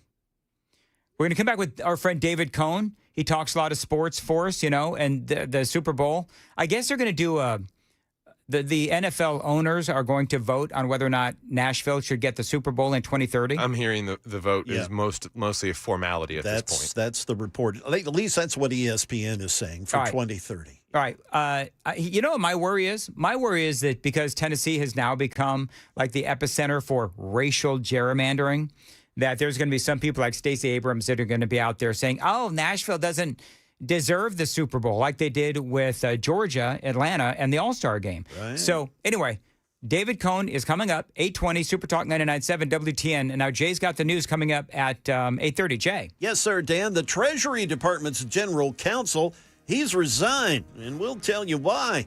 And even though prices are higher on most everything, one sector of the economy is actually doing quite well. We'll tell you what that is. That's all coming up at 8:30 on Super Talk 99.7 WTN. 821, want to tell you about my friends at the Covered Patio. Warmer weather means you want to spend more time outside. Now, if you want to add more living space to your home, think about building or upgrading your patio. They've got motorized screens so that you can very easily keep the patio open when you want some sun and closed when you want some shade. So your back screened in porch becomes a lot more enjoyable. Now, they've got a ton of outdoor living options with motorized screens, patio covers, custom wooden decks, and outdoor structures. At the Covered Patio, they've got a ton of options with styles for every budget. The Covered Patio is dedicated to fair prices and customized solutions for your specific home and space. Enjoy your home a lot more with an incredible patio upgrade from the Covered Patio. Reach out, 615-695-2407, 615-695-2407, thecoveredpatio.com.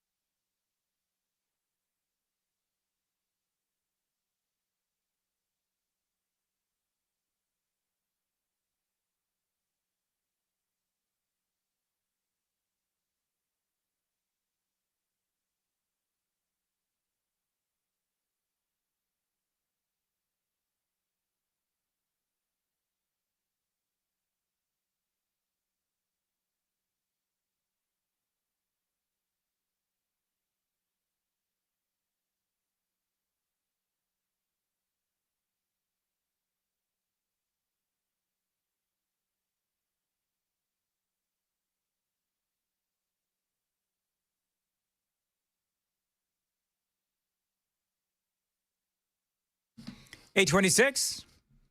Ella Langley. You people on the stream, we love you more than anything else, but I'm sorry you can't hear Ella Langley. Just pretend that Ella Langley is playing on your stream there, which we can't play it on the stream. Which is really irritating when you think about it, but whatever. I'm not going to argue about that. Maybe one day. Ella Langley. What did she went like, Jay, because you're into country music. I like country music too. Yeah. 7. Yep, 7 nominations, 7 awards. 7 for 7. Has that ever happened? Man, that's a good question. Who was that? Chris Stapleton cleaned up one year. Right. Nobody had ever heard. Well, I'd never heard of Chris Stapleton. All of a sudden, he cleaned up all. I don't know if it was Grammys or what it was, but I like, and we did play this earlier. But this is Ella Langley, and part of one of her. I don't know if she went up there for 7 times, but this is what she said. Thank you to my parents for believing in me and my family for showing up and being weird as always, so it keeps me humble. Thank you, Jesus, for letting me do this for a living. Thank you. Yeah, you gotta love it. You gotta love it. Hey, here's what I want to know. Do you know this, Jay? Did Morgan Wallen win any awards? Everybody knows I'm a big Morgan Wallen fan. Yeah, I've become one, I must admit. I don't even think, was he even nominated? I don't know. I haven't kept up with the ACMs. So Ella did become a historic sweep for the rising country star who had a strong showing the previous year, but no one else in ACM history has previously gone 7 for 7 in a single ceremony. Pamela Furr, she hit the record for number of ACM awards at one time. So there you go. Academy of Country Music. Morgan Wallen went 0 for 3. Okay, so what was he nominated for? Entertainer of the Year, Album of the Year, I'm the Problem, and Artist-Songwriter of the Year. He is also nominated for some American Music Awards with Taylor Swift and some other pop acts. So that's kind of interesting. Yeah. He kind of crosses that line of pop country. Yeah, he does. Do you know when I went to the Morgan, you know what I noticed about Morgan Wallen? Have you seen, you guys haven't seen? I've seen him. So you have or have not? I have. You have? Okay. Did you notice that I've seen him, I think, 2 times now. So one of the things that he does, Morgan Wallen does, is he, after every song, like literally every song, he says, thank you. Now, what? No, that's what he does. Thank you. Thank you. But here's what's funny. People have now started repeating it and saying it back to him. So when Morgan Wallen says in concert, thank you, everybody, like 50,000 people go, thank you. And every time. And so his concerts are really turning into, people are going to get mad at me for saying this, but his concerts have kind of become like Deadhead concerts or Jimmy Buffett concerts, where it's a very communal thing because people love Morgan Wallen so much. So it is very communal, and everybody's got their favorite songs, and everybody loves the mannerisms. The whole thank you, I think, was just very funny. As a matter of fact, I've got a Morgan Wallen thank you shirt that I have ordered online. When you do it, you sound like Ringo. Ringo Starr? Yeah. Oh, all right. It just pitches up just a little British. Does it really? All right. That's what happens when I try to sound Southern. I actually screw up and sound British, apparently. Anyway, 9421. Okay, this is what I have to deal with. Dan, with you being a Swiftie, that pretty much cancels out you being a country music fan, LOL. I turned in my Swiftie card a long time ago. I was about to say, I was a Swiftie till she went pop. Her country music albums were great. Yeah, absolutely. All right, 8:30, WTN.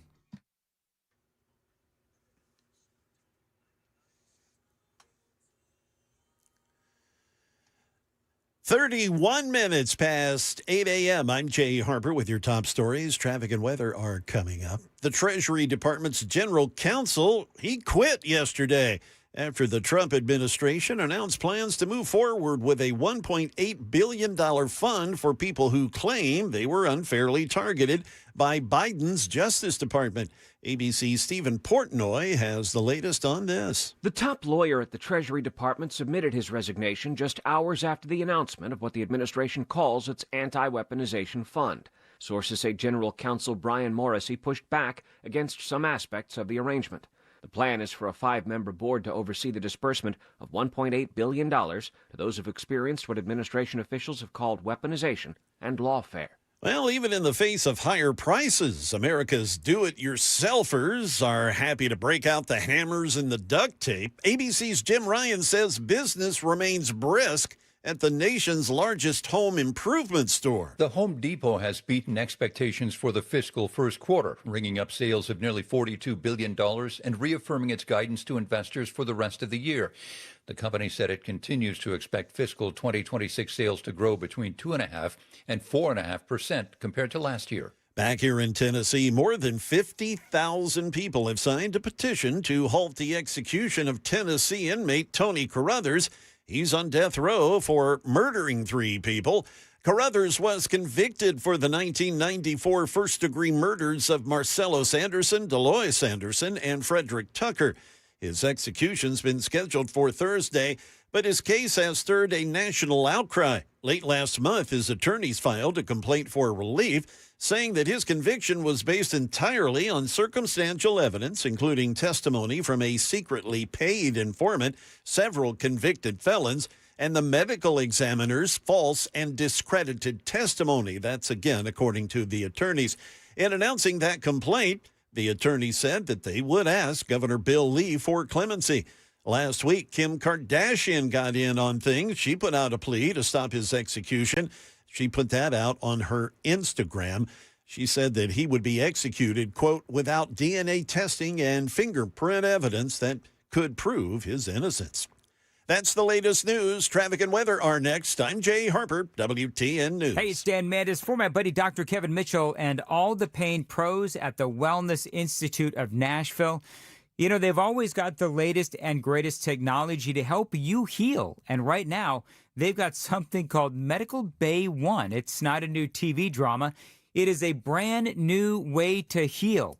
Now, Dr. Mitchell himself designed Medical Bay One, and really it's described as a futuristic healing machine that massages your body while doing full-body lasers using light, including near-infrared. It also adds stem cell stimulations for tissue regeneration and uses photons of wavelengths for ultimate healing. All that to say, it is an amazing experience where you're really sitting in like an Artemis-type medical bay, and it's going to light your cells for photon healing. So launch your pain-free voyage today by calling my friends at the Wellness Institute of Nashville, 615-246-5009.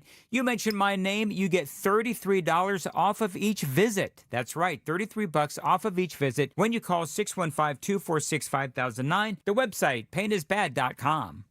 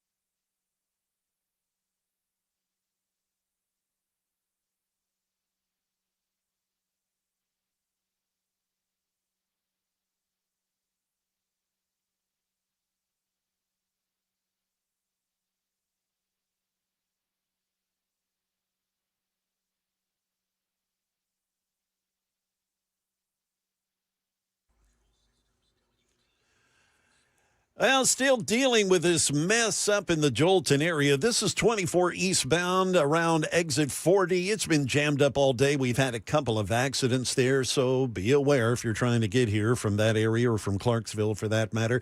Downtown Nashville, we picked up a new wreck, 40 westbound, right near the Broadway exit.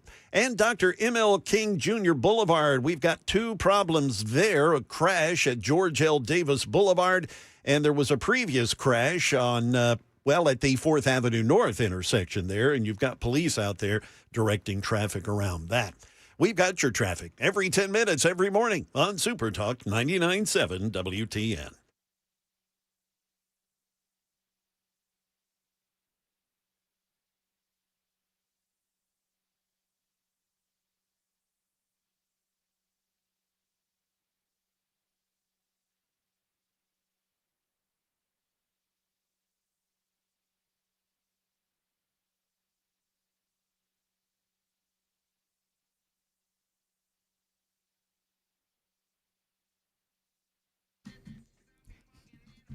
He comes on with this song.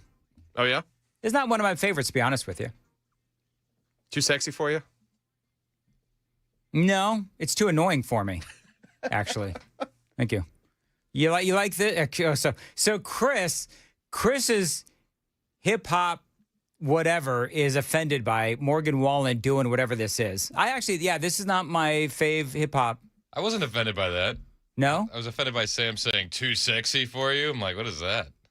Well, for Dan. What is that supposed to mean? Yeah, what does that mean, actually? Why would it be too How do you sexy think he for comes me? out on stage to this song? Soft and elegant, or is there some implications on stage? I don't look at it that way, Sam. I haven't had enough Wally's Bean Machine for this. I was going to say, man, he drags me into some weird places Tell you sometimes. what, I'll be back at 9:06. Yeah. Anyway, hello, Chris. What's up? Congratulations, Dan. Thank you. That's exciting. Number 2.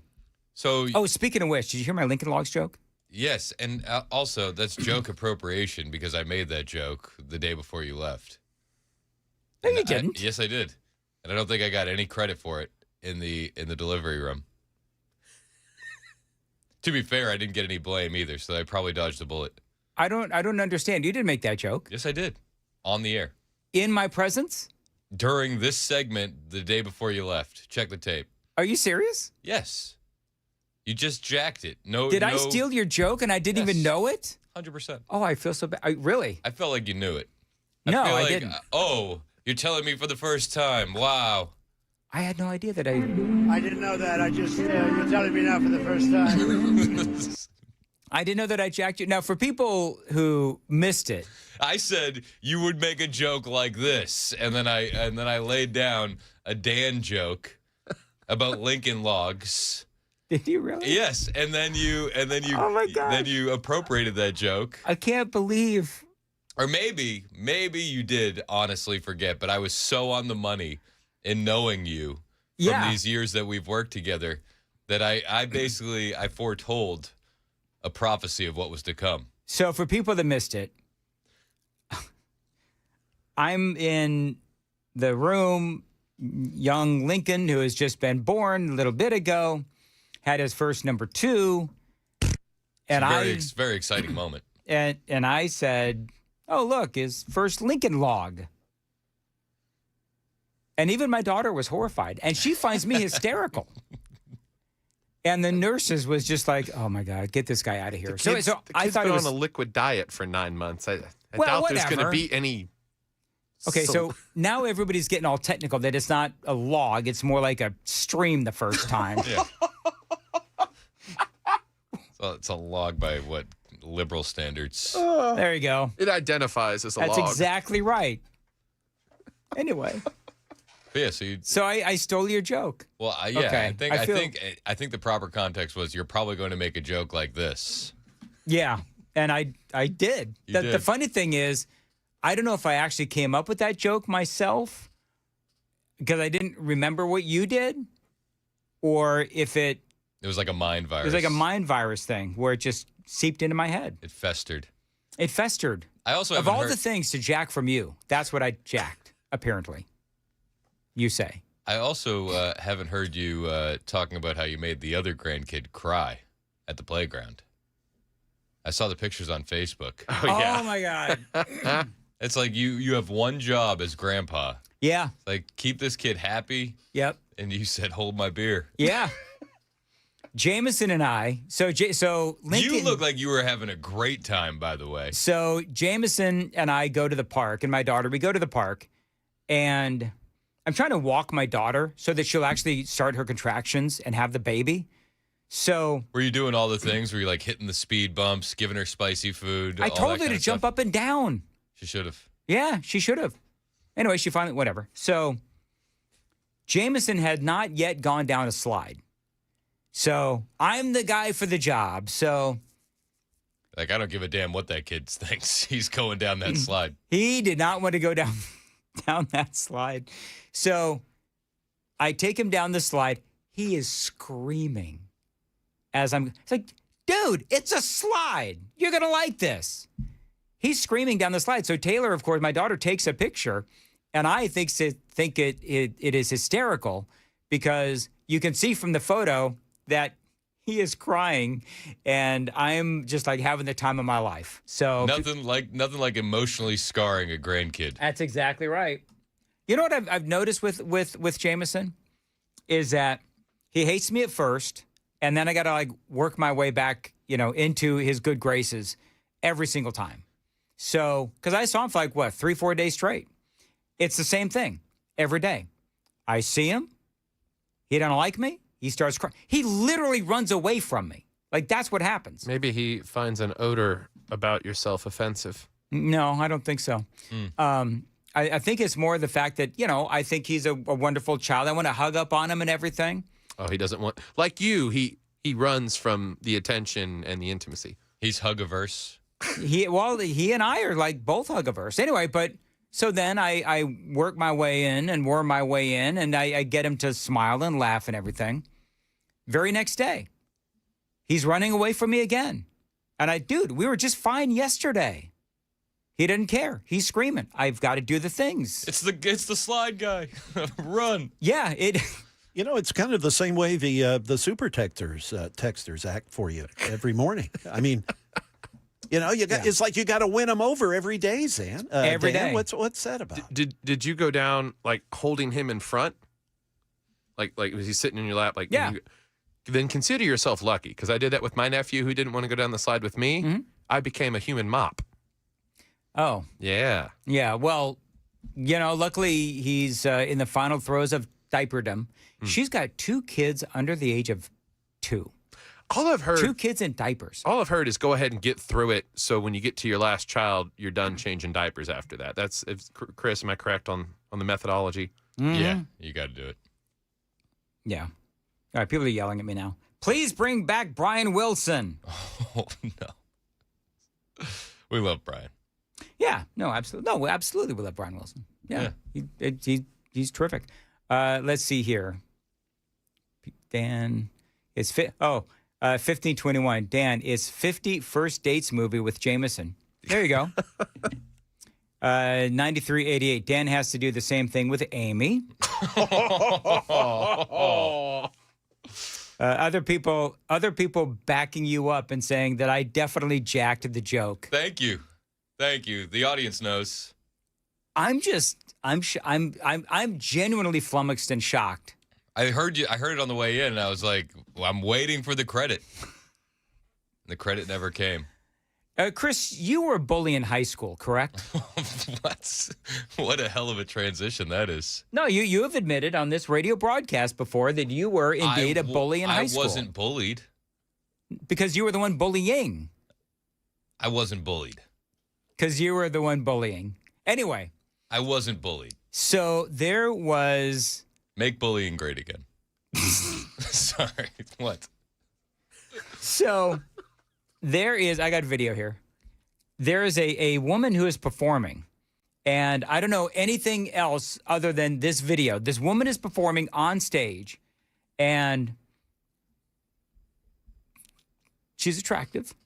But anyway, there's a guy in the audience, and he's holding up a sign. And she says, what does that sign say? Listen to this real close. What does this sign say? Do you remember me from 2nd grade? I can't see. Who are you? I put gum in your hair. Benji! Benji. I hate you! I had to cut my hair out because of you! You were in town, I had to come by. Damn sorry, many years ago. Benji! So he brings her flowers and apologizes for... Benji's shooting a shot. Is that what's going on here? Basically. Thank you so Benji, you are forgiven. Thank you, I love you. Shut up, Benji! There you go. Good on you, Benji. So when you bullied kids, did you ever feel like regret when you became an adult, Chris? What? Why are you doing this to me? No. No? No. Okay. I had one friend. Did that just one? Maybe because you were bullying everybody. Okay, it was one of my buddies, but we might have slipped an X-Lax into a handful of Skittles. Oh, no. Okay. So, but I thought that was good fun. I was about to say, that's mild. That's mild compared to what the later millennials were doing in high school. What were they doing later on? See, I had the atomic wedgie. Like my brother and his bullies gave me an atomic wedgie and threw me in a trash can. Swirlies and wedgies were kind of outlawed at that time. Yeah. We had to get creative. Couldn't really put your hands on people, but you could swap out the cookie in their lunchbox for one laced with marijuana. That made for quite the interesting day. Okay, well, I was going to say I never drugged anybody, but I just told you the story about my friend with X-Lax. But that was funny. That's not mind altering, that's poop altering. Yes. Well, kind of like this show. What? I had no hand in it, but I didn't stop it from happening. Mm-hmm.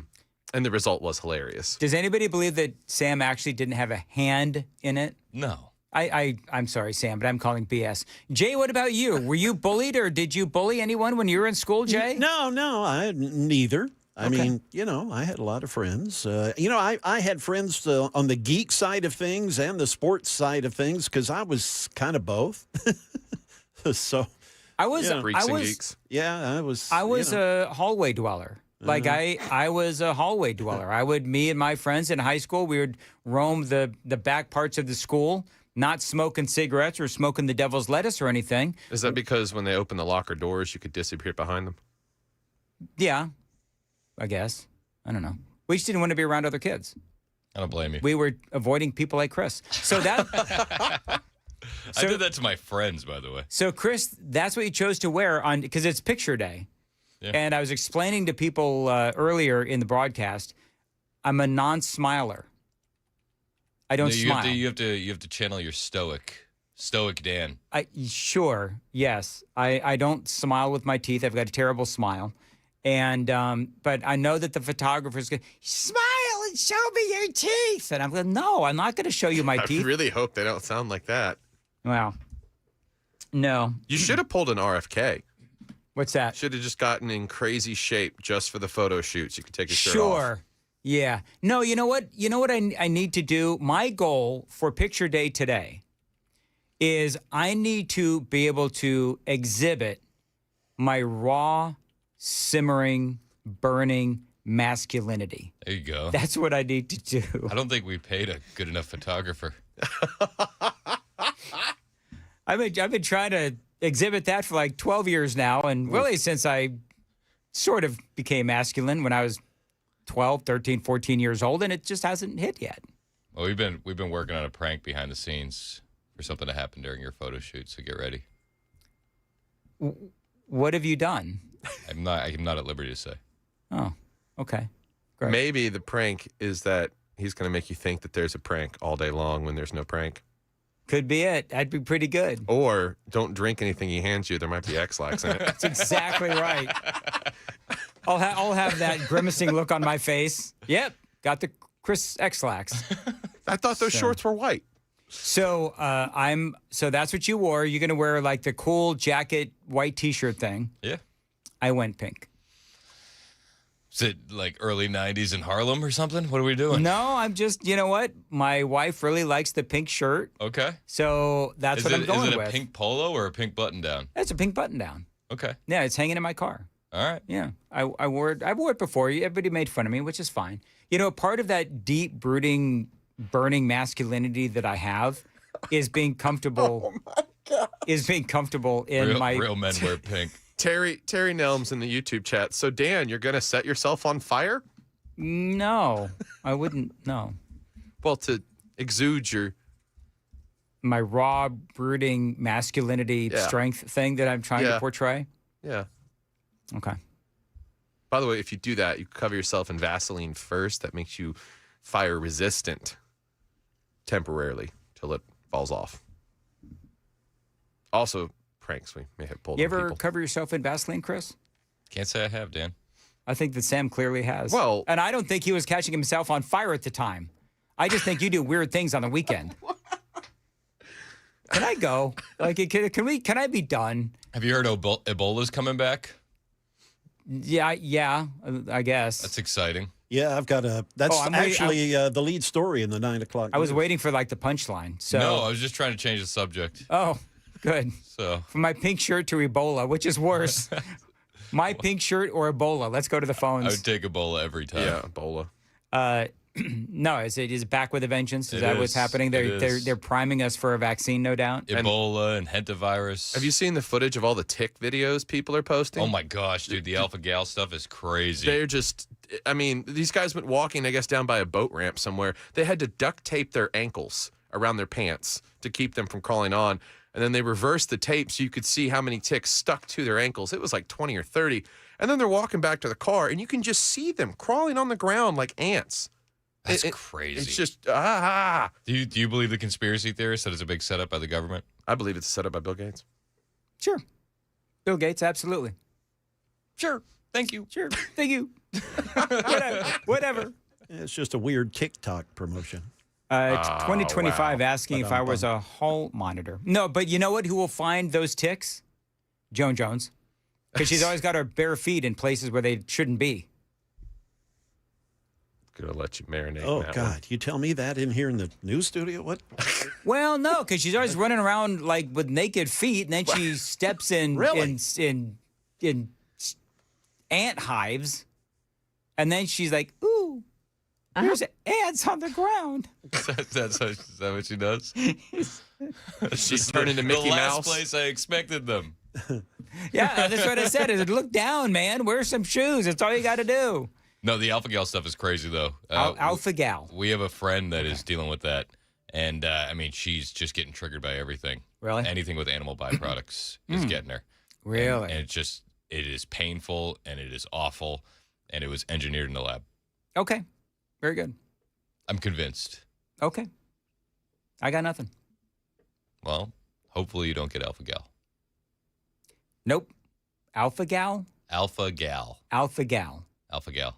Okay. I had Dr. Susanna Underwood on my show. Was it last week or the week before? Mm-hmm. Is it? Mm-hmm.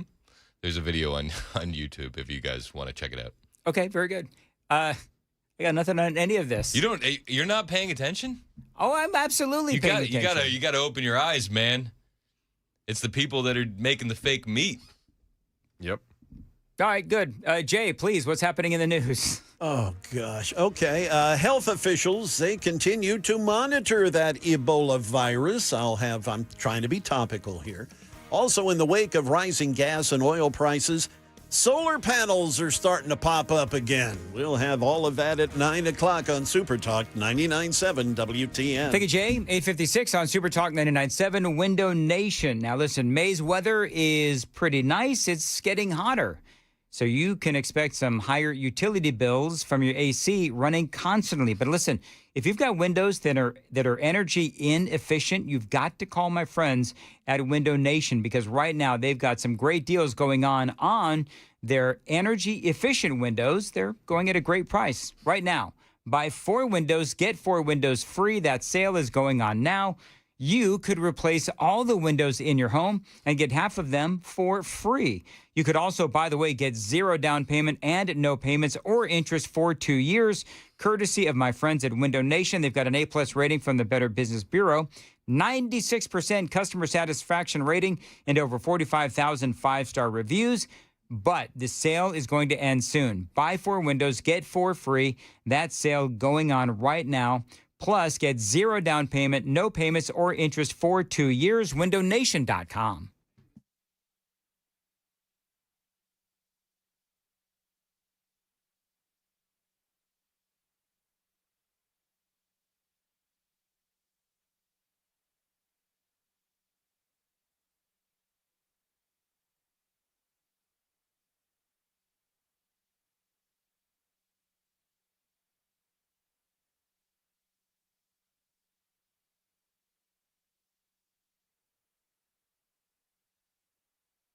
Hey, it's Dan Mandis for my friends at Busy Bee Plumbing, Heating, and Cooling. Have you seen the forecast? France, it's getting up into the 90s, so you're going to be using that air conditioning, no doubt, and you need to make sure that it is maintained properly with my friends at Busy Bee Plumbing, Heating, and Cooling. They're always giving you ways to save money. Now, right now, take advantage of special financing on new HVAC systems with up to 12 months, no payment and no interest. No prepayment penalty either, and approvals, well, they're going to vary by credit. But here's the sweet deal. You get a free Yeti Tundra 45